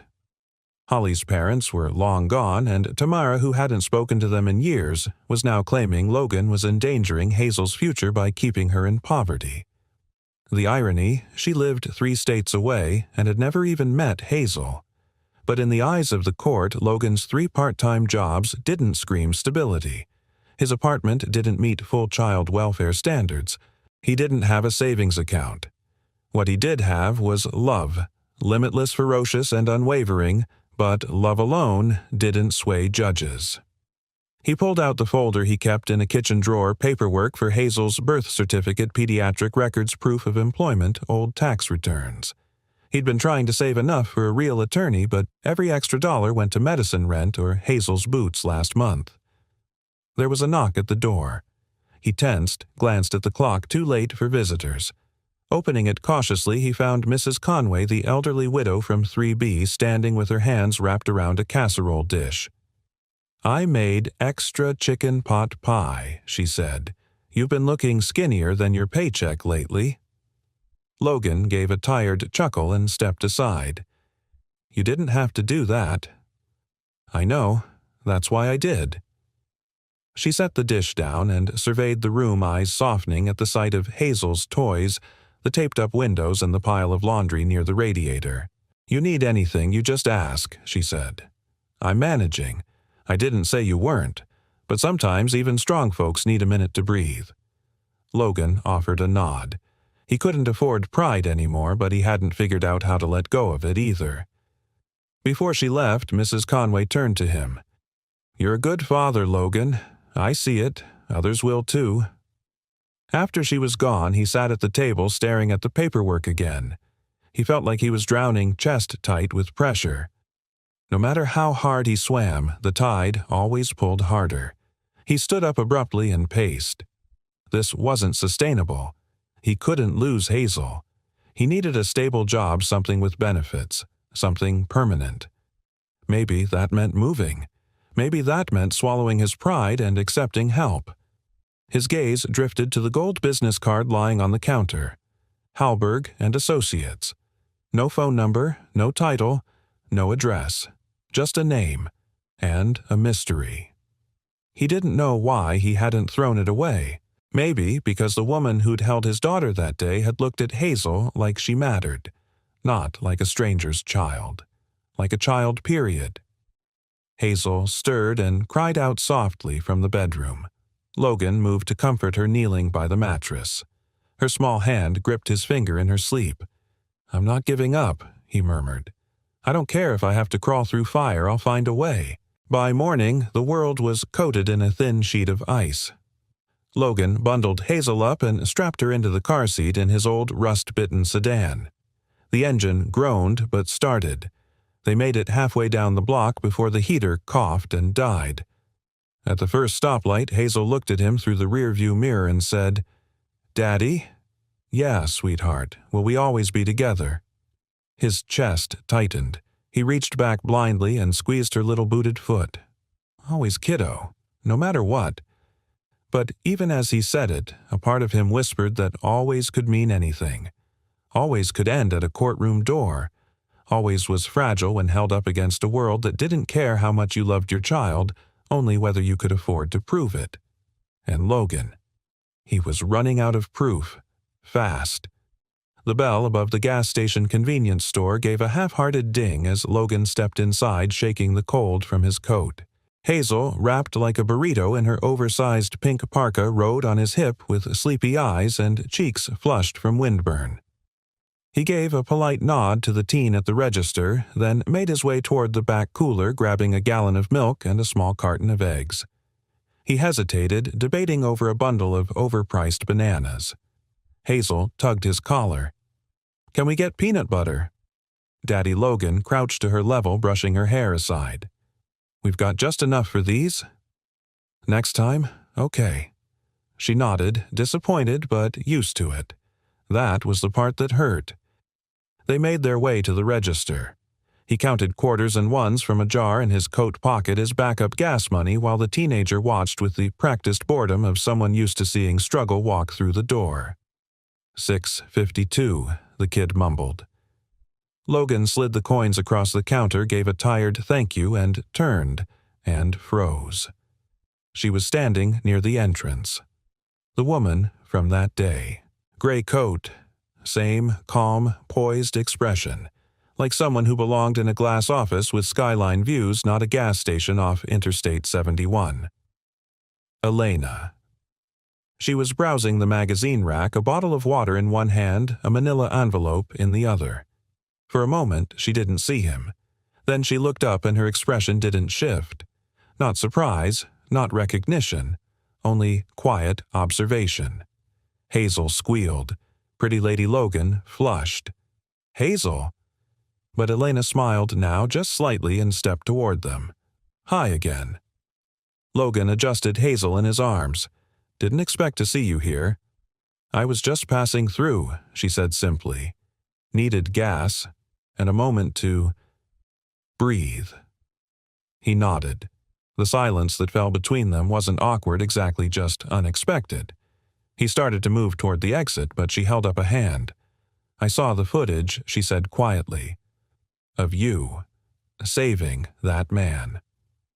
Logan stopped cold. "What footage?" Her gaze was unreadable. Someone filmed it. It was circulating in a few forums, human interest circles. "You had no idea. I don't follow much online," he muttered. She hesitated. "You're a good man, Mr. McRae." His shoulders stiffened. "You don't know me. I know what I saw." "Yeah," he said a little sharper than intended. "You saw 30 seconds. You didn't see the rest, the bills, the nights without heat, the part where the court thinks I'm too poor to raise my own daughter." Elena didn't flinch. "No, I didn't. But I'd like to." Logan blinked. "Why?" She stepped forward and crouched slightly to Hazel's level. "Because when someone trusts you with what matters most to them, even for a moment, it's not something you forget." Hazel smiled and reached out to her. Logan exhaled tension leaking from his frame. "Do you want to sit? There's a bench outside. I've got 10 minutes before I have to be back on the road." Outside, the wind was crisp but calmer. They sat on the bench near the air pump station, Logan holding Hazel close. Elena sitting with hands folded over the manila envelope. "You didn't answer my question," Logan said after a while. "Which one?" "Why you're here." "Really?" She turned to him. "I'm part of a foundation. We invest in small projects, local resilience programs, community outreach. I travel a lot to meet the people we might help." He narrowed his eyes. "So, I'm a charity case now?" "No," she said gently. "You're a person I noticed, because you did something no one else did. You acted when others froze, and you trusted a stranger with the most important thing in your world." Her words struck him like a drumbeat, echoing louder than he wanted to admit. "What do you want from me?" he asked finally. "Nothing," she said. "I'm just following up." With what she opened the envelope. Inside was a simple folder labeled Community Trades Initiative Pilot Candidates. She handed him a brochure. "We're launching a new training program, hands-on mechanical and technical instruction. Paid apprenticeship childcare coverage included. It's part of a national project we're piloting here in Ohio." Logan stared at the page. "I'm not a student," he said. "You're not just a delivery guy either," she replied. "You used to be an engineer, didn't you?" He looked at her sharply. "How do you know that?" She hesitated. "I looked you up. After the video." His jaw tightened. "So, you've been researching me. I've been curious," she said carefully. "Not judging, just trying to understand." He looked back down at the paper. The idea of a future that didn't involve scraping quarters for bananas felt surreal. But real people didn't just hand out lifelines like this, not without expecting something. "I don't have a resume," he said. "You don't need one. You've got grit, integrity. The rest we can build." He looked at Hazel, her eyelids drooping against his chest. He looked at the street, the sun starting to break through the clouds, and then back at Elena. There was still something about her that didn't add up. She was too composed, too carefully distant. But in her eyes was a kind of sorrow he understood. He took the folder slowly, like it might vanish if he moved too quickly. "I'll think about it," he said. "That's all I'm asking." They stood.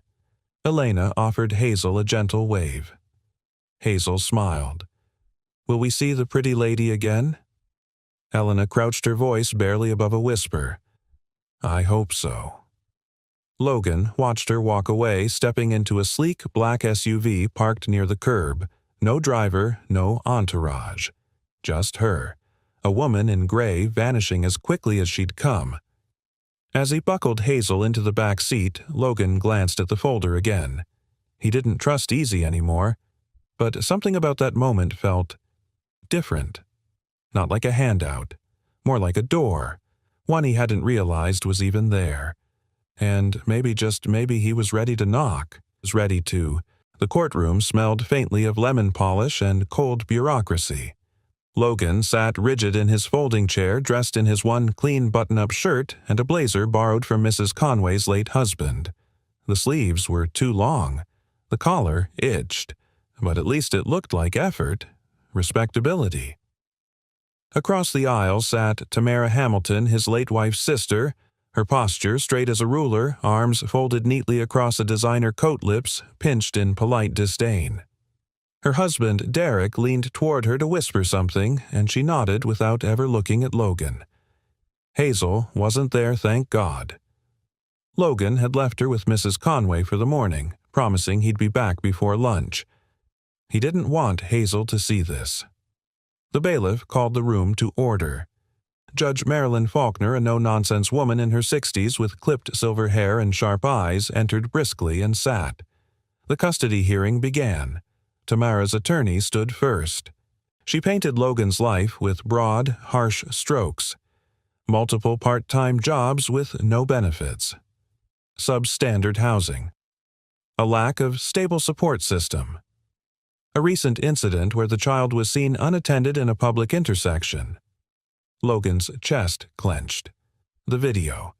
She submitted the footage to the court, a phone-recorded clip grainy and shaky showing Logan rushing toward a collapsed man while Hazel remained off-frame. From this angle, it looked damning. Logan's court-appointed attorney tried to object but was overruled. Then Tamara took the stand. She delivered her testimony with mechanical precision. She didn't hate Logan, she said. She simply believed Hazel deserved more stability, more structure, more safety. Her home in Virginia had a fenced yard, a private preschool nearby, and a nanny. She referred to Hazel as the child, never by name. When it was his turn, Logan stood slowly. His hands trembled slightly, but his voice was clear. "I may not have a backyard," he said, "or a trust fund, or polished floors, but I have something Tamara doesn't, every scraped knee, every bedtime story, every nightmare she wakes up from. I'm there. I know what makes her laugh. I know the way she hums when she colors. I know my daughter." He looked toward the judge. "And yes, I work 3 jobs. Yes, we live small. But I've never let her go to bed hungry. I've never missed a day holding her when she needed me. Isn't that what being a parent is?" Judge Faulkner gave no indication she'd been moved. Her face was a practiced mask. "We'll take a short recess," she said. Logan stepped into the hallway, lungs tight, throat dry. He sat on the wooden bench and buried his face in his hands. He was losing. He could feel it. Every moment of sacrifice, every sleepless night, every dollar stretched beyond reason, it might not be enough. Not here. Not in this world of paperwork and technicalities. He heard footsteps. Looking up, he saw a young woman from the court clerk's office walking toward the judge's chambers with a thick envelope in her hands. Behind her, another woman trailed a tall, dark coat striking presence. Elena. Logan stood abruptly. She met his eyes but gave no reaction, only a small nod, calm, reserved, like nothing in the world could shake her. 15 minutes passed. Then 20.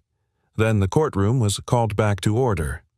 Judge Faulkner adjusted her glasses and cleared her throat.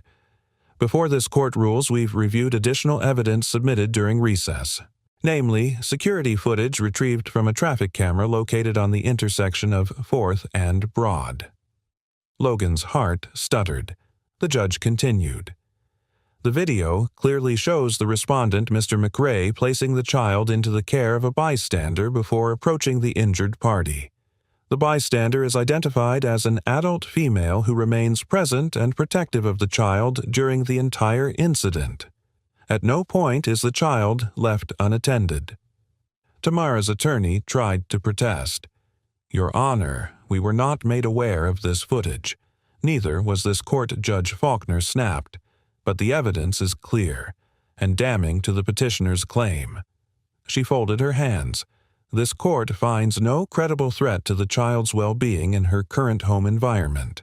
While financial hardship is noted, there is no evidence of neglect, abuse, or irresponsibility."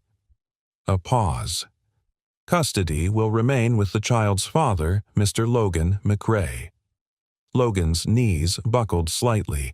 Tamara let out a sharp breath and rose from her chair, lips pursed, her husband already pulling her toward the exit. Logan sat down slowly. He didn't even realize his hands were shaking until the court officer placed the released custody documents in them. He blinked at the seal. It was real. Hazel was staying with him. He walked out into the parking lot like a man surfacing from deep water, heart hammering with disbelief. The cold hit him hard, but he didn't care. Elena stood by the curb. She didn't wave, didn't smile, but she waited. He approached her slowly. "It was you." She met his gaze. It wasn't difficult. The footage was there. No one had thought to look. "You did." "I had to," she said simply. "The court needed the truth. So did you." He nodded, struggling to find words. I don't know what to say." "You don't owe me anything, Logan." He paused. "Why are you doing this?" Elena hesitated. "Because once someone saw me falling and did nothing. And I've regretted not having someone like you in my life ever since." Their eyes met two people standing in a December wind, each scarred in different ways, each holding on to something just out of reach. He didn't thank her. Not yet. The moment was too big for small words. But as she walked away again, fading into the background like a half-forgotten song, Logan understood something for the first time in a long while. He wasn't alone anymore. And maybe, just maybe, she wasn't either. It was past 9 when Logan finally got Hazel to sleep. Her body curled into his chest like a comma, warm and limp with trust, her breath rising and falling in small rhythmic puffs. He lay there longer than he needed to, memorizing her heartbeat, the faint smell of baby shampoo, the weight of her hand resting against his shirt. She was safe. She was his. And for the first time in months, maybe years, that truth wasn't teetering on a knife's edge. When he finally rose from the mattress and tucked her in, Logan walked back to the front door to double-check the deadbolt. That's when he noticed it. A package. Small, wrapped in brown paper, resting neatly against the doorframe. There was no label, no address, no note, only his name handwritten in clean cursive. He brought it inside cautiously and unwrapped it on the kitchen table under the dull yellow glow of the overhead light. Inside was a carefully folded child's winter coat, dark navy, warm, and lined with fleece. Brand new. It looked like it cost more than he'd made that entire day. And beneath it, nestled in the box, was a small wooden item wrapped in tissue paper. Logan peeled back the layers and uncovered a rectangular wooden music box worn around the edges, but beautifully carved. He opened it. A soft melody spilled out, haunting and familiar. Inside the lid was a message burned into the wood in tiny, delicate script. To the child who deserves every story to end with a happy one. He stared at it for a long time. It was her. Elena. He didn't know how she'd gotten his address, but something in him wasn't surprised. She moved through the world like someone who could slip through walls if she needed to, quiet, unseen, precise. But this wasn't charity. It was something more intimate. A gesture without expectation. A whisper instead of a declaration. And that scared him more than he wanted to admit. The next morning, Hazel squealed with delight at the coat. "It has pockets!" she exclaimed, jamming both hands inside and dancing in a small circle. "Can I wear it now? It's yours," Logan said. "Go ahead." He wanted to ask her what she thought about the music box, but Hazel had already set it beside her coloring books like it belonged there. Later that day, as Logan cleaned out the kitchen drawer where he kept old paperwork and coupons, he came across something he hadn't seen in months, the last letter Holly had written him. It had come in the mail 2 weeks after she passed something she'd dropped at the hospital's outgoing box when she was recovering from the emergency C-section that nearly killed her.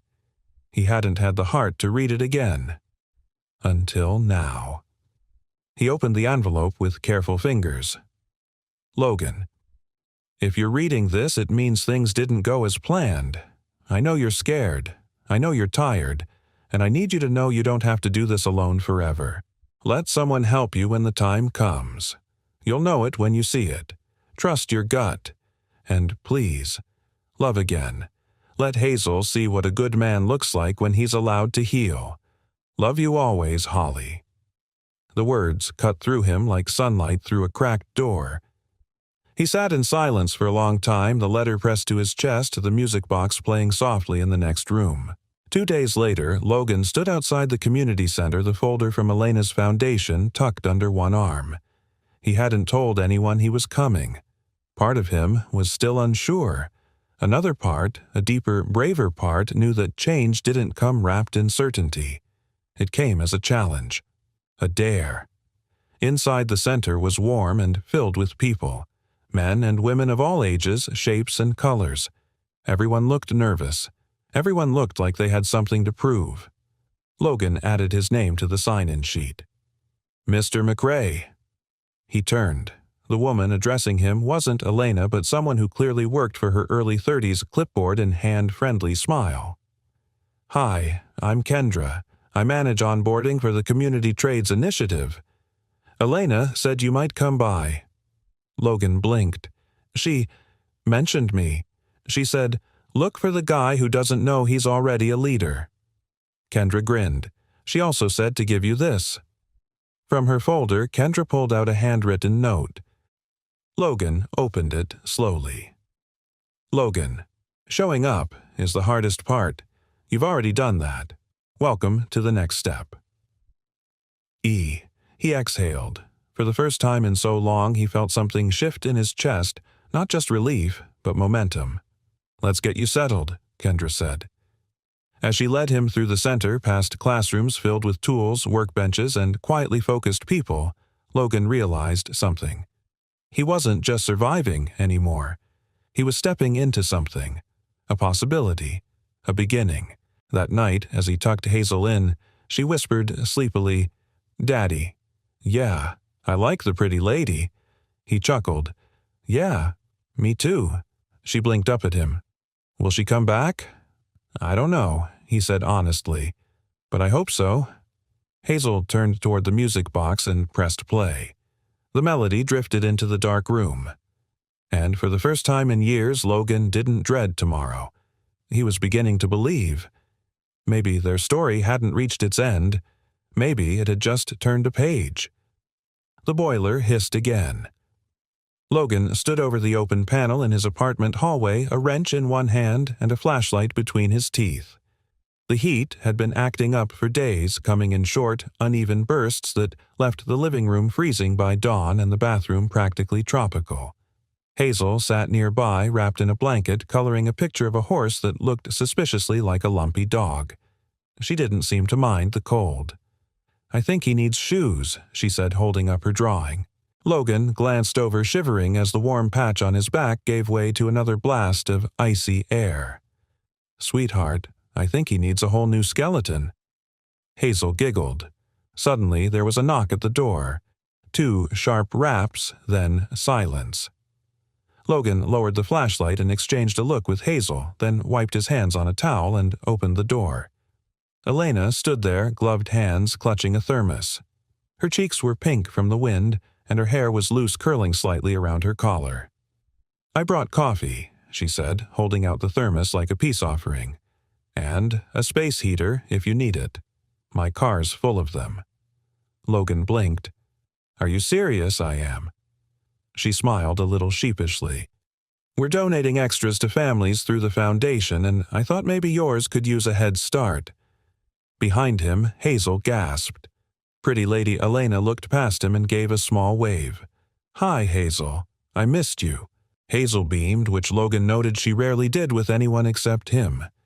He hesitated only a second. You want to come in? Inside, Elena crouched next to Hazel and accepted a hand-drawn picture of a lopsided rainbow as if it were fine art. Then she moved to sit across from Logan at the tiny kitchen table, her eyes scanning the cluttered space without judgment. He poured the coffee. It smelled rich, real, nothing like the instant powder he'd been drinking. They sat in silence for a moment. The music box in the living room played softly, Hazel's new obsession. It had become a part of their bedtime routine, her comfort object, her lullaby. Logan nodded toward it. Was that yours? Elena's fingers tightened slightly around her mug. Yes, my father gave it to me when I was little. It's one of the only things I kept after he died. Logan studied her. You don't talk about your family much. That's because there's not much to say, she replied quietly. Not much worth saying anyway. He waited. She glanced at Hazel, who was now humming and spinning slowly in circles. I was 17 when I found out I was pregnant, Elena said, her voice barely audible. My mother was furious, said I'd ruined everything. We were a legacy family, she said. We didn't make headlines for the wrong reasons. My father, he wasn't much better, but quieter about it. Logan didn't move. They sent me away, to a place out west, told me to have the child, then give it up and never speak of it again. She looked down. And I did. Silence wrapped around them like a storm cloud. I didn't even hold her, Elena said, eyes wet.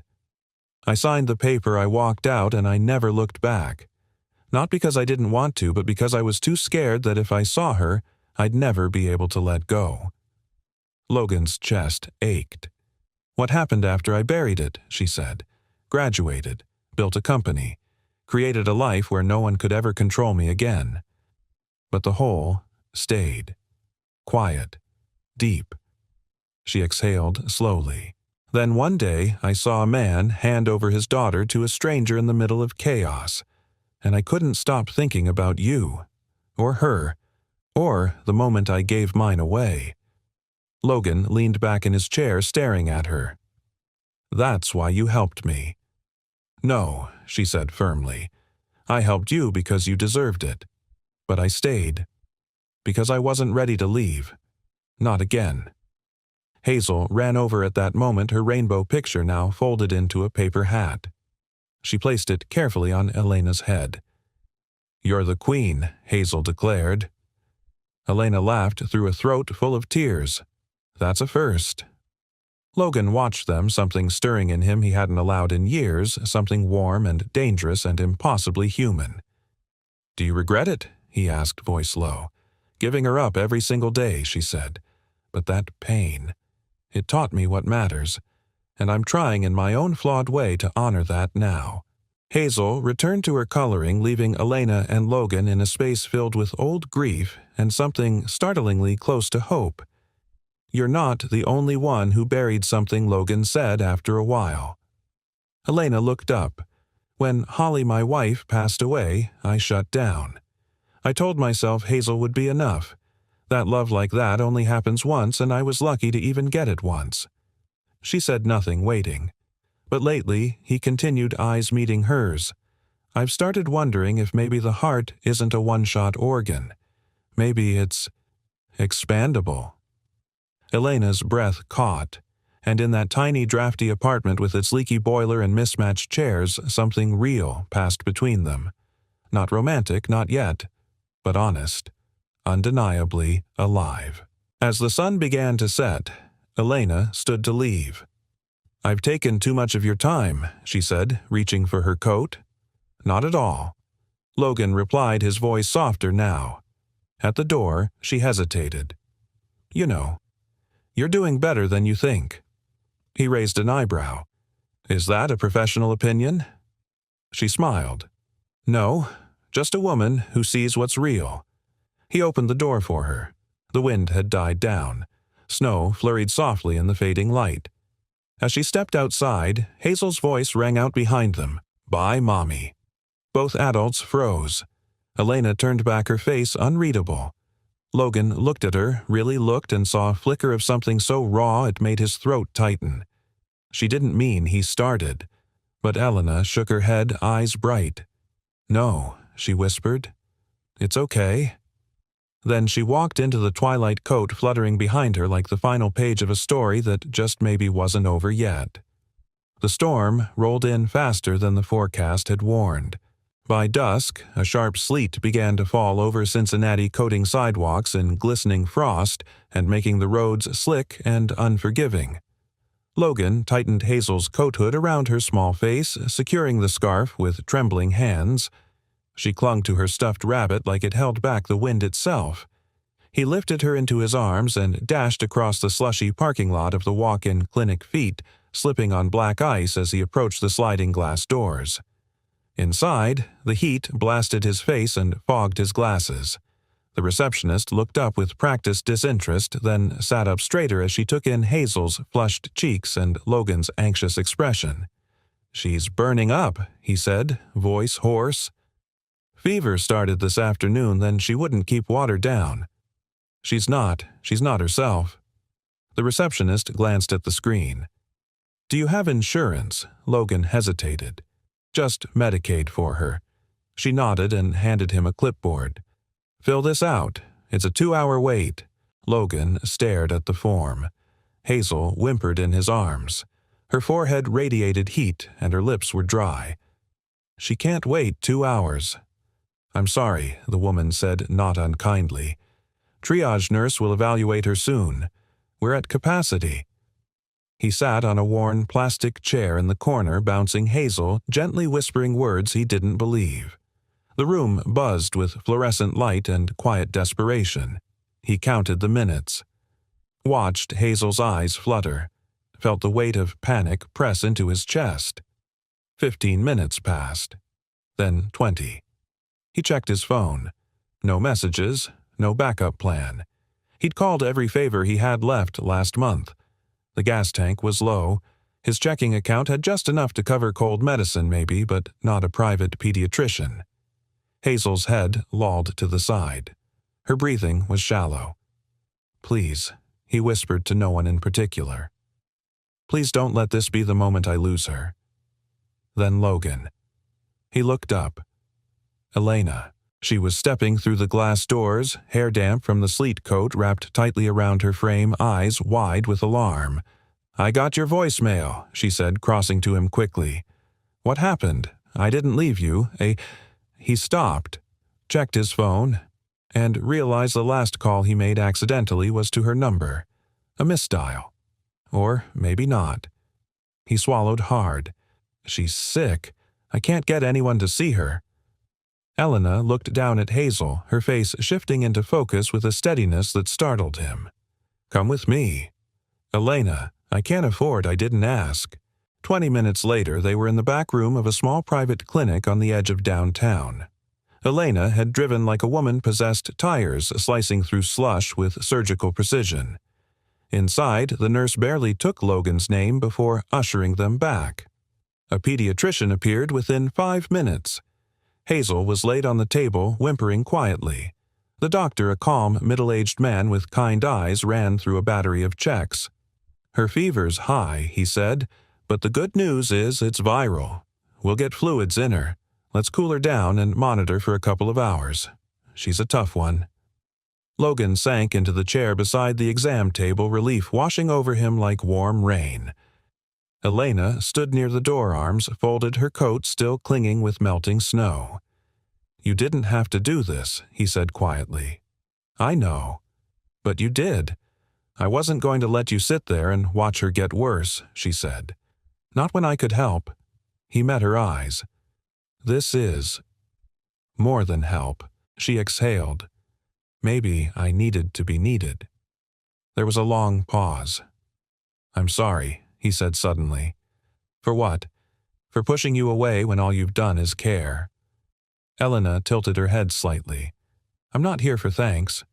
I'm here because I know what it feels like to be helpless, and I've learned that if you have the power to ease someone else's fear, you use it, no matter the cost." Logan blinked. "You talk like someone who's had to learn that the hard way." "I have." Another silence passed, this one less heavy, more mutual. The doctor returned with a blanket and a smile. "She's already improving. Should be stable enough to head home in an hour." Logan breathed in deeply, then nodded. Later that night, Logan carried Hazel, now dozing peacefully, into his apartment. Elena followed, holding the small bag of prescriptions and a container of soup.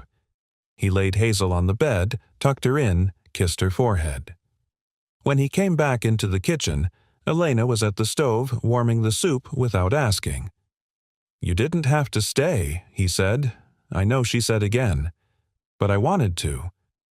They sat at the table, two mismatched mugs of tea between them, the silence familiar now comforting.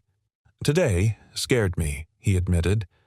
"I've faced a lot since Holly died, but I haven't felt that helpless since the night she passed." Elena reached across the table and laid her hand over his. "You're not alone anymore, Logan."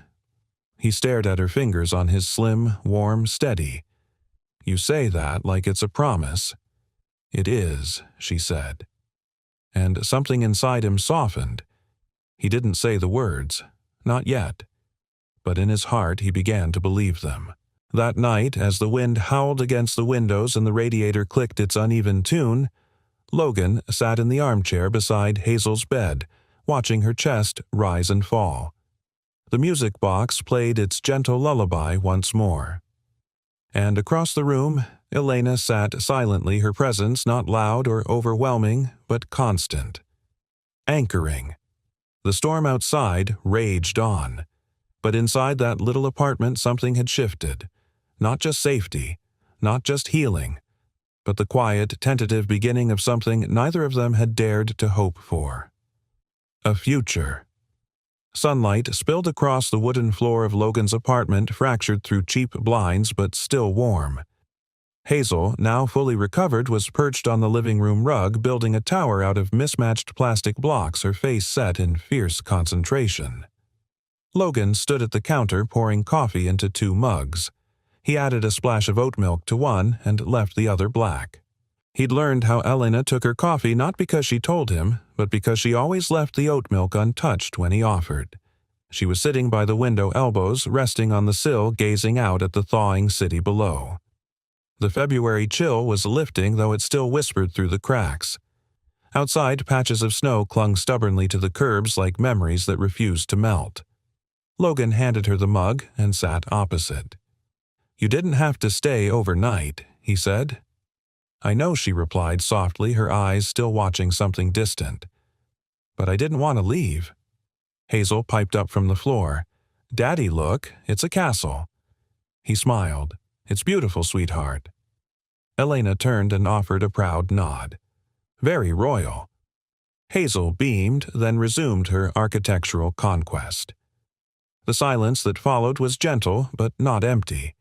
It was the silence of familiarity, not yet intimacy, but something heading there. Something real. Elena took a slow sip, then placed the mug down. "There's something I've been meaning to ask you." Logan straightened slightly. "Okay." She reached into her bag and pulled out a slim folder different from the last. This one was labeled with his name in small printed type. "I want to offer you something," she said, "but I need you to hear me out before you say no." He raised an eyebrow but nodded. "We've just launched a transitional program for candidates in our trades initiative. It's more than training, it includes salaried placement health benefits, child care coverage, and eventual ownership track for independent contracting." Logan's mouth went dry. "That sounds like it's for someone more qualified." Elena opened the folder. Inside was a packet with typed evaluations, handwritten notes, and a photograph of him from a training session 2 weeks ago. Sleeves, rolled-up hands demonstrating how to realign a water heater component. He didn't know someone had been watching. "I sat in on your workshop," she said. "You don't just fix things. You teach people how to believe they can fix them too. That's leadership. And we need people like you." He stared at the photo. It didn't feel like him. It looked like someone together, capable, like someone who hadn't been on the edge of losing everything 3 weeks earlier. "I don't want a handout," he said quietly. "This isn't a handout, Logan. It's an investment. And not just from me, from people who believe in what you've shown. I'm just the one who had the privilege of noticing first." He shook his head, swallowing hard. "I'm not used to people believing in me. Maybe it's time you get used to it." Hazel's voice chimed in again, pulling him from the edge of his thoughts. "Daddy, I made a garden on the roof." He looked at her tower. Somehow she'd constructed a layer of green Legos across the top. He chuckled softly. "Of course you did." Elena watched the exchange with a quiet warmth in her eyes. Then she leaned forward, voice lower, now more personal.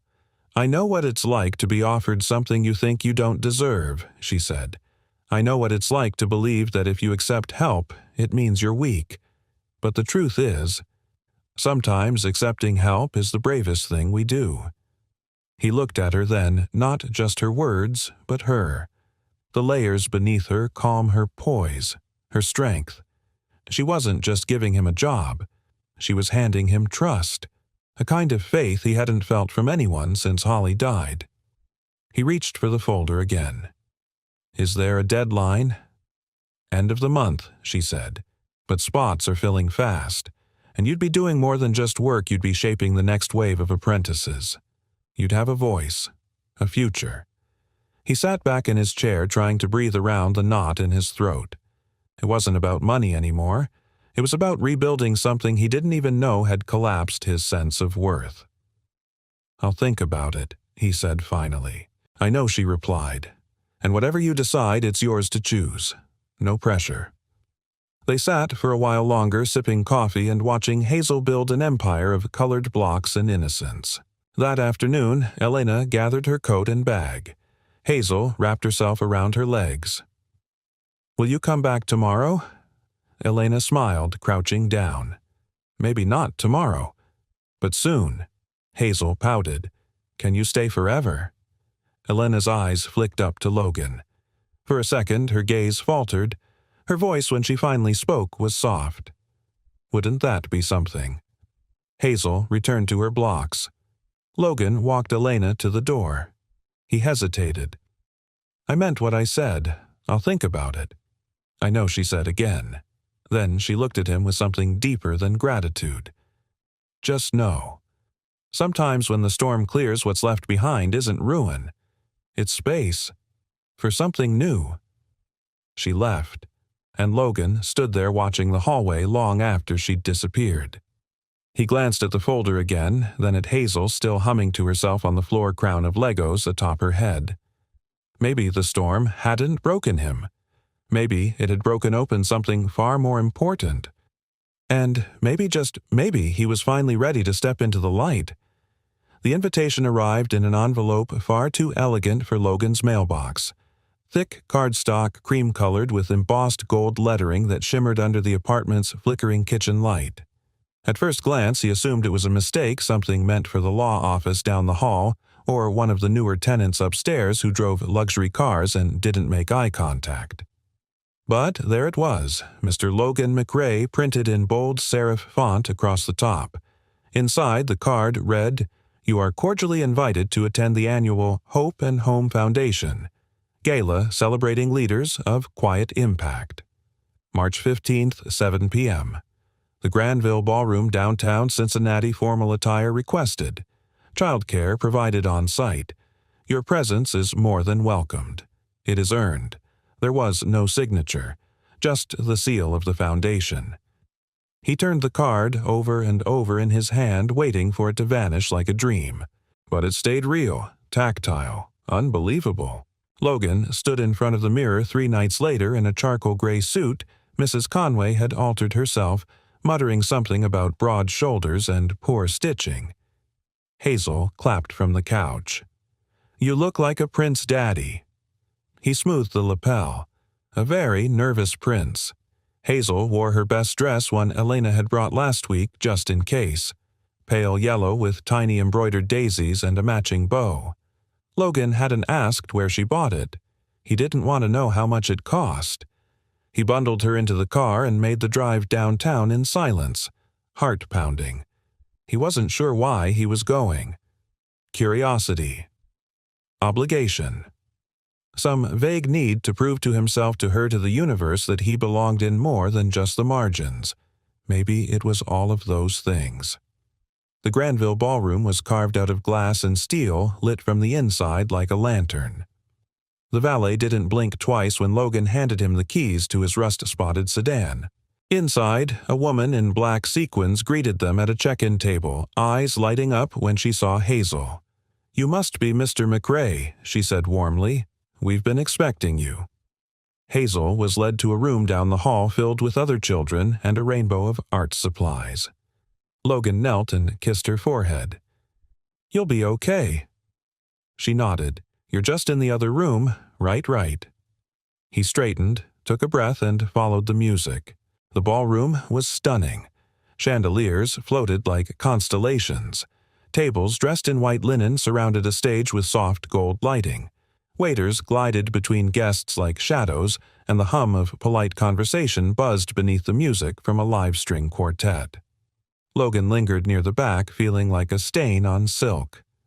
Then he saw her. Elena stood at the center of it all, speaking to a small cluster of donors and board members. She wore a deep navy gown that shimmered like the night sky. Her hair was swept up a few tendrils framing her face. She looked composed, radiant, untouchable. He almost turned around, but then her eyes found him, and everything softened. She excused herself and walked straight toward him, heels clicking like punctuation marks. When she reached him, she didn't say hello. She didn't ask how he felt.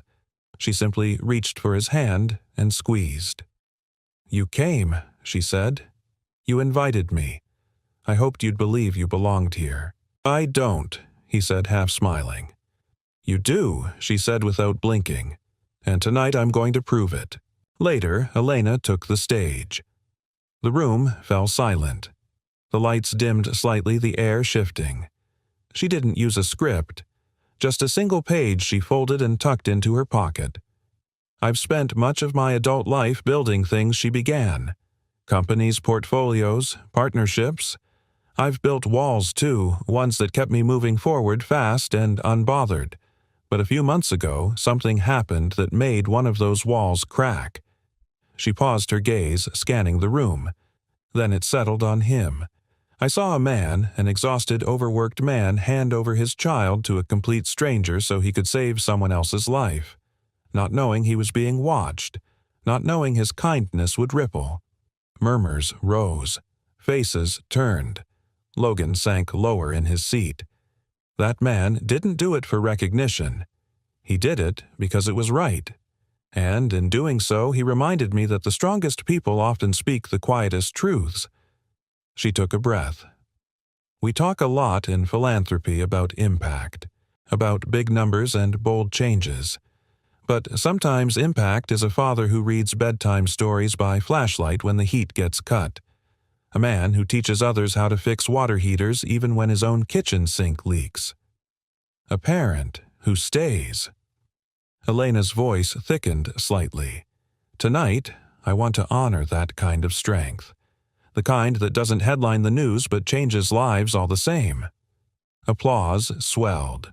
Logan sat, frozen, stunned, throat tight. He didn't see her step off the stage or move toward him until she was beside him again. She extended her hand. "Dance with me?" He hesitated. "You just gave a speech about me. I think that's enough attention for one night." She smiled. "Come on. One dance. I promise not to step on your feet." They moved slowly across the dance floor, a little awkward at first, then more naturally as the music flowed. Logan hadn't danced since his wedding. He barely remembered how. But Elena didn't care. She just held his hand, her other resting on his shoulder, and swayed like the rest of the world had fallen away. "You didn't have to say all that," he murmured. "I wanted to. It was personal. It was true." They looked at each other. Really looked. And for the first time, Logan didn't see Elena the executive, or Elena the savior. He saw the woman beneath the armor, a woman who had lost, a woman who had rebuilt, just like him. Just then, Hazel came bounding into the room from the children's area barefoot and glowing with joy. She spotted them on the dance floor and charged straight toward them. "Daddy." He scooped her up and Elena laughed. Hazel looked between them, then whispered something that made them both go still. "I want her to stay." Logan didn't reply, because in that moment, for the first time since everything fell apart, he believed. So did he. The sun had long since dipped below the Cincinnati skyline, but the glow inside the Granville ballroom remained golden and warm, like a held breath before something sacred. Guests filtered out, slowly trailing laughter and well wishes, but Logan remained seated near the edge of the dance floor, Hazel asleep in his arms, her little head resting against his chest. Her hair still smelled faintly of baby shampoo and crayons. The orchestra had gone quiet. Only the gentle hum of late-night cleanup remained, servers clearing glasses, distant chatter from staff. Elena stood a few paces away, speaking with an older woman in pearls who appeared to be thanking her profusely. When she finished, she turned toward Logan, her steps quiet, measured. She sat beside him, saying nothing at first. Hazel stirred slightly, and Logan gently rocked her back to sleep with the instinct of a father who had done this too many nights to count. "You gave her a night she'll never forget," Elena said softly. "She gave it to me first," he replied. They sat there just breathing for a moment, two people tethered not by accident but by 1,000 silent choices showing up, staying, listening, believing.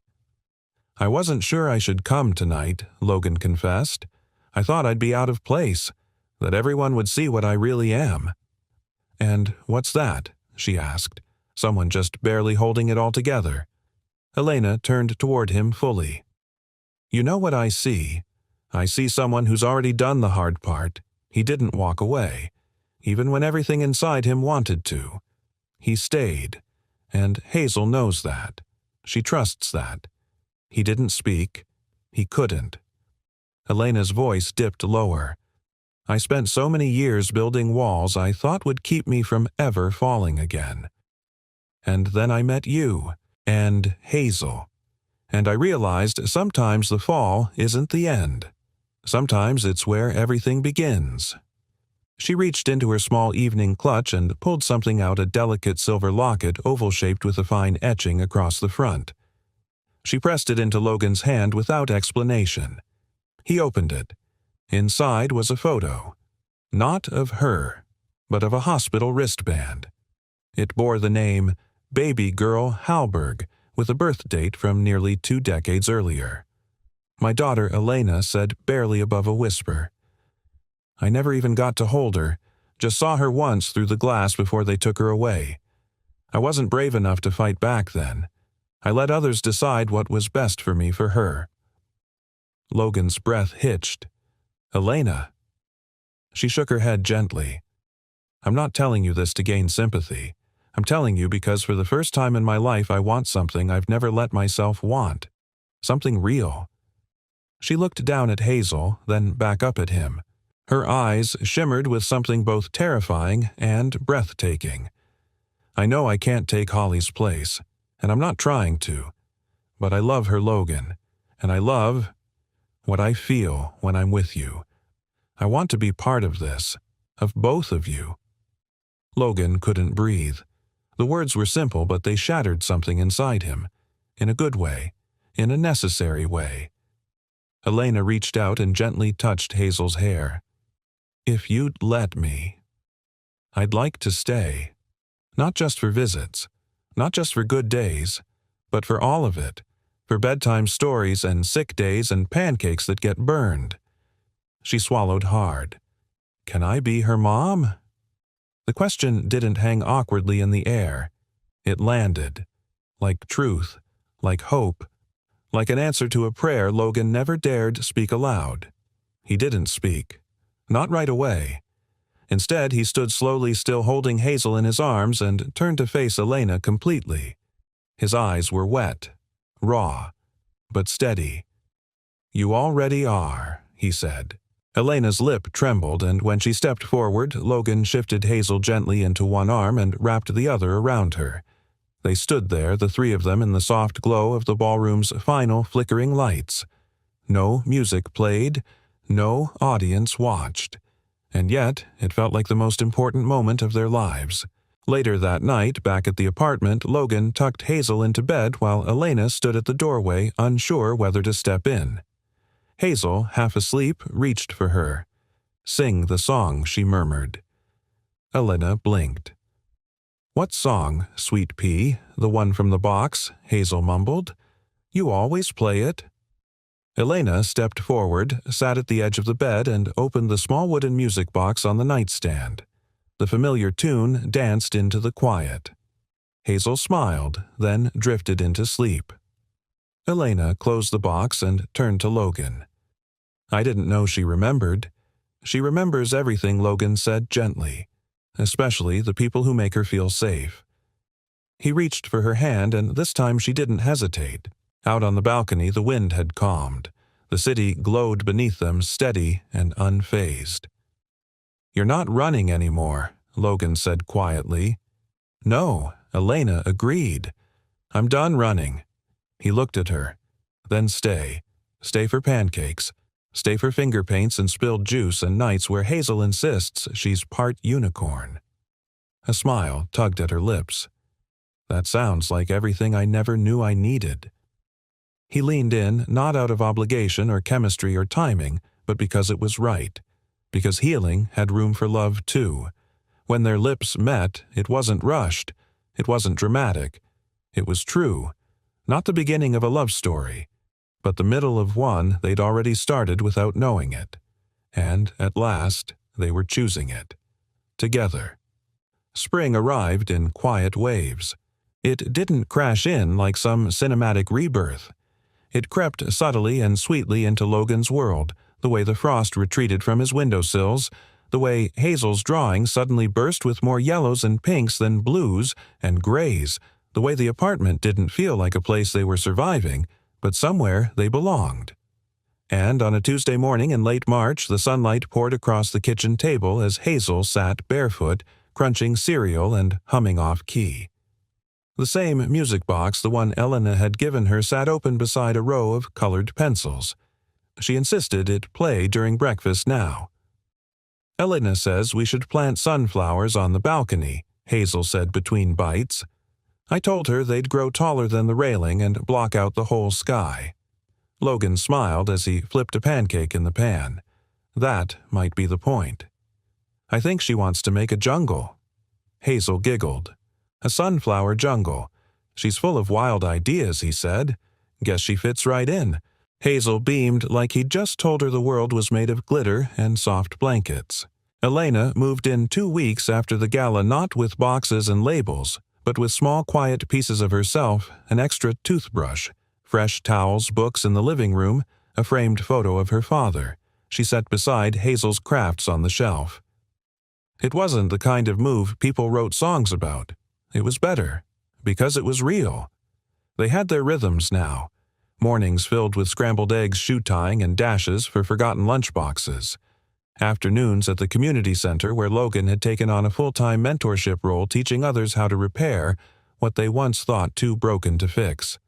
Evenings were slower, softer. Hazel in the bath telling made-up stories. Elena reading poetry out loud while Logan cooked dinner. Sometimes just quiet. A shared glance, a brush of fingers. The ease of not needing to explain why silence could feel like safety. They never called it perfect, but they called it theirs. One Saturday, Logan stood by the workbench in the center's storage room sorting tools when he found the original folder Elena had handed him the first invitation to change, the one he almost walked away from. He flipped it open. His name was still there, typed clean and sharp like it had always been waiting. "You okay?"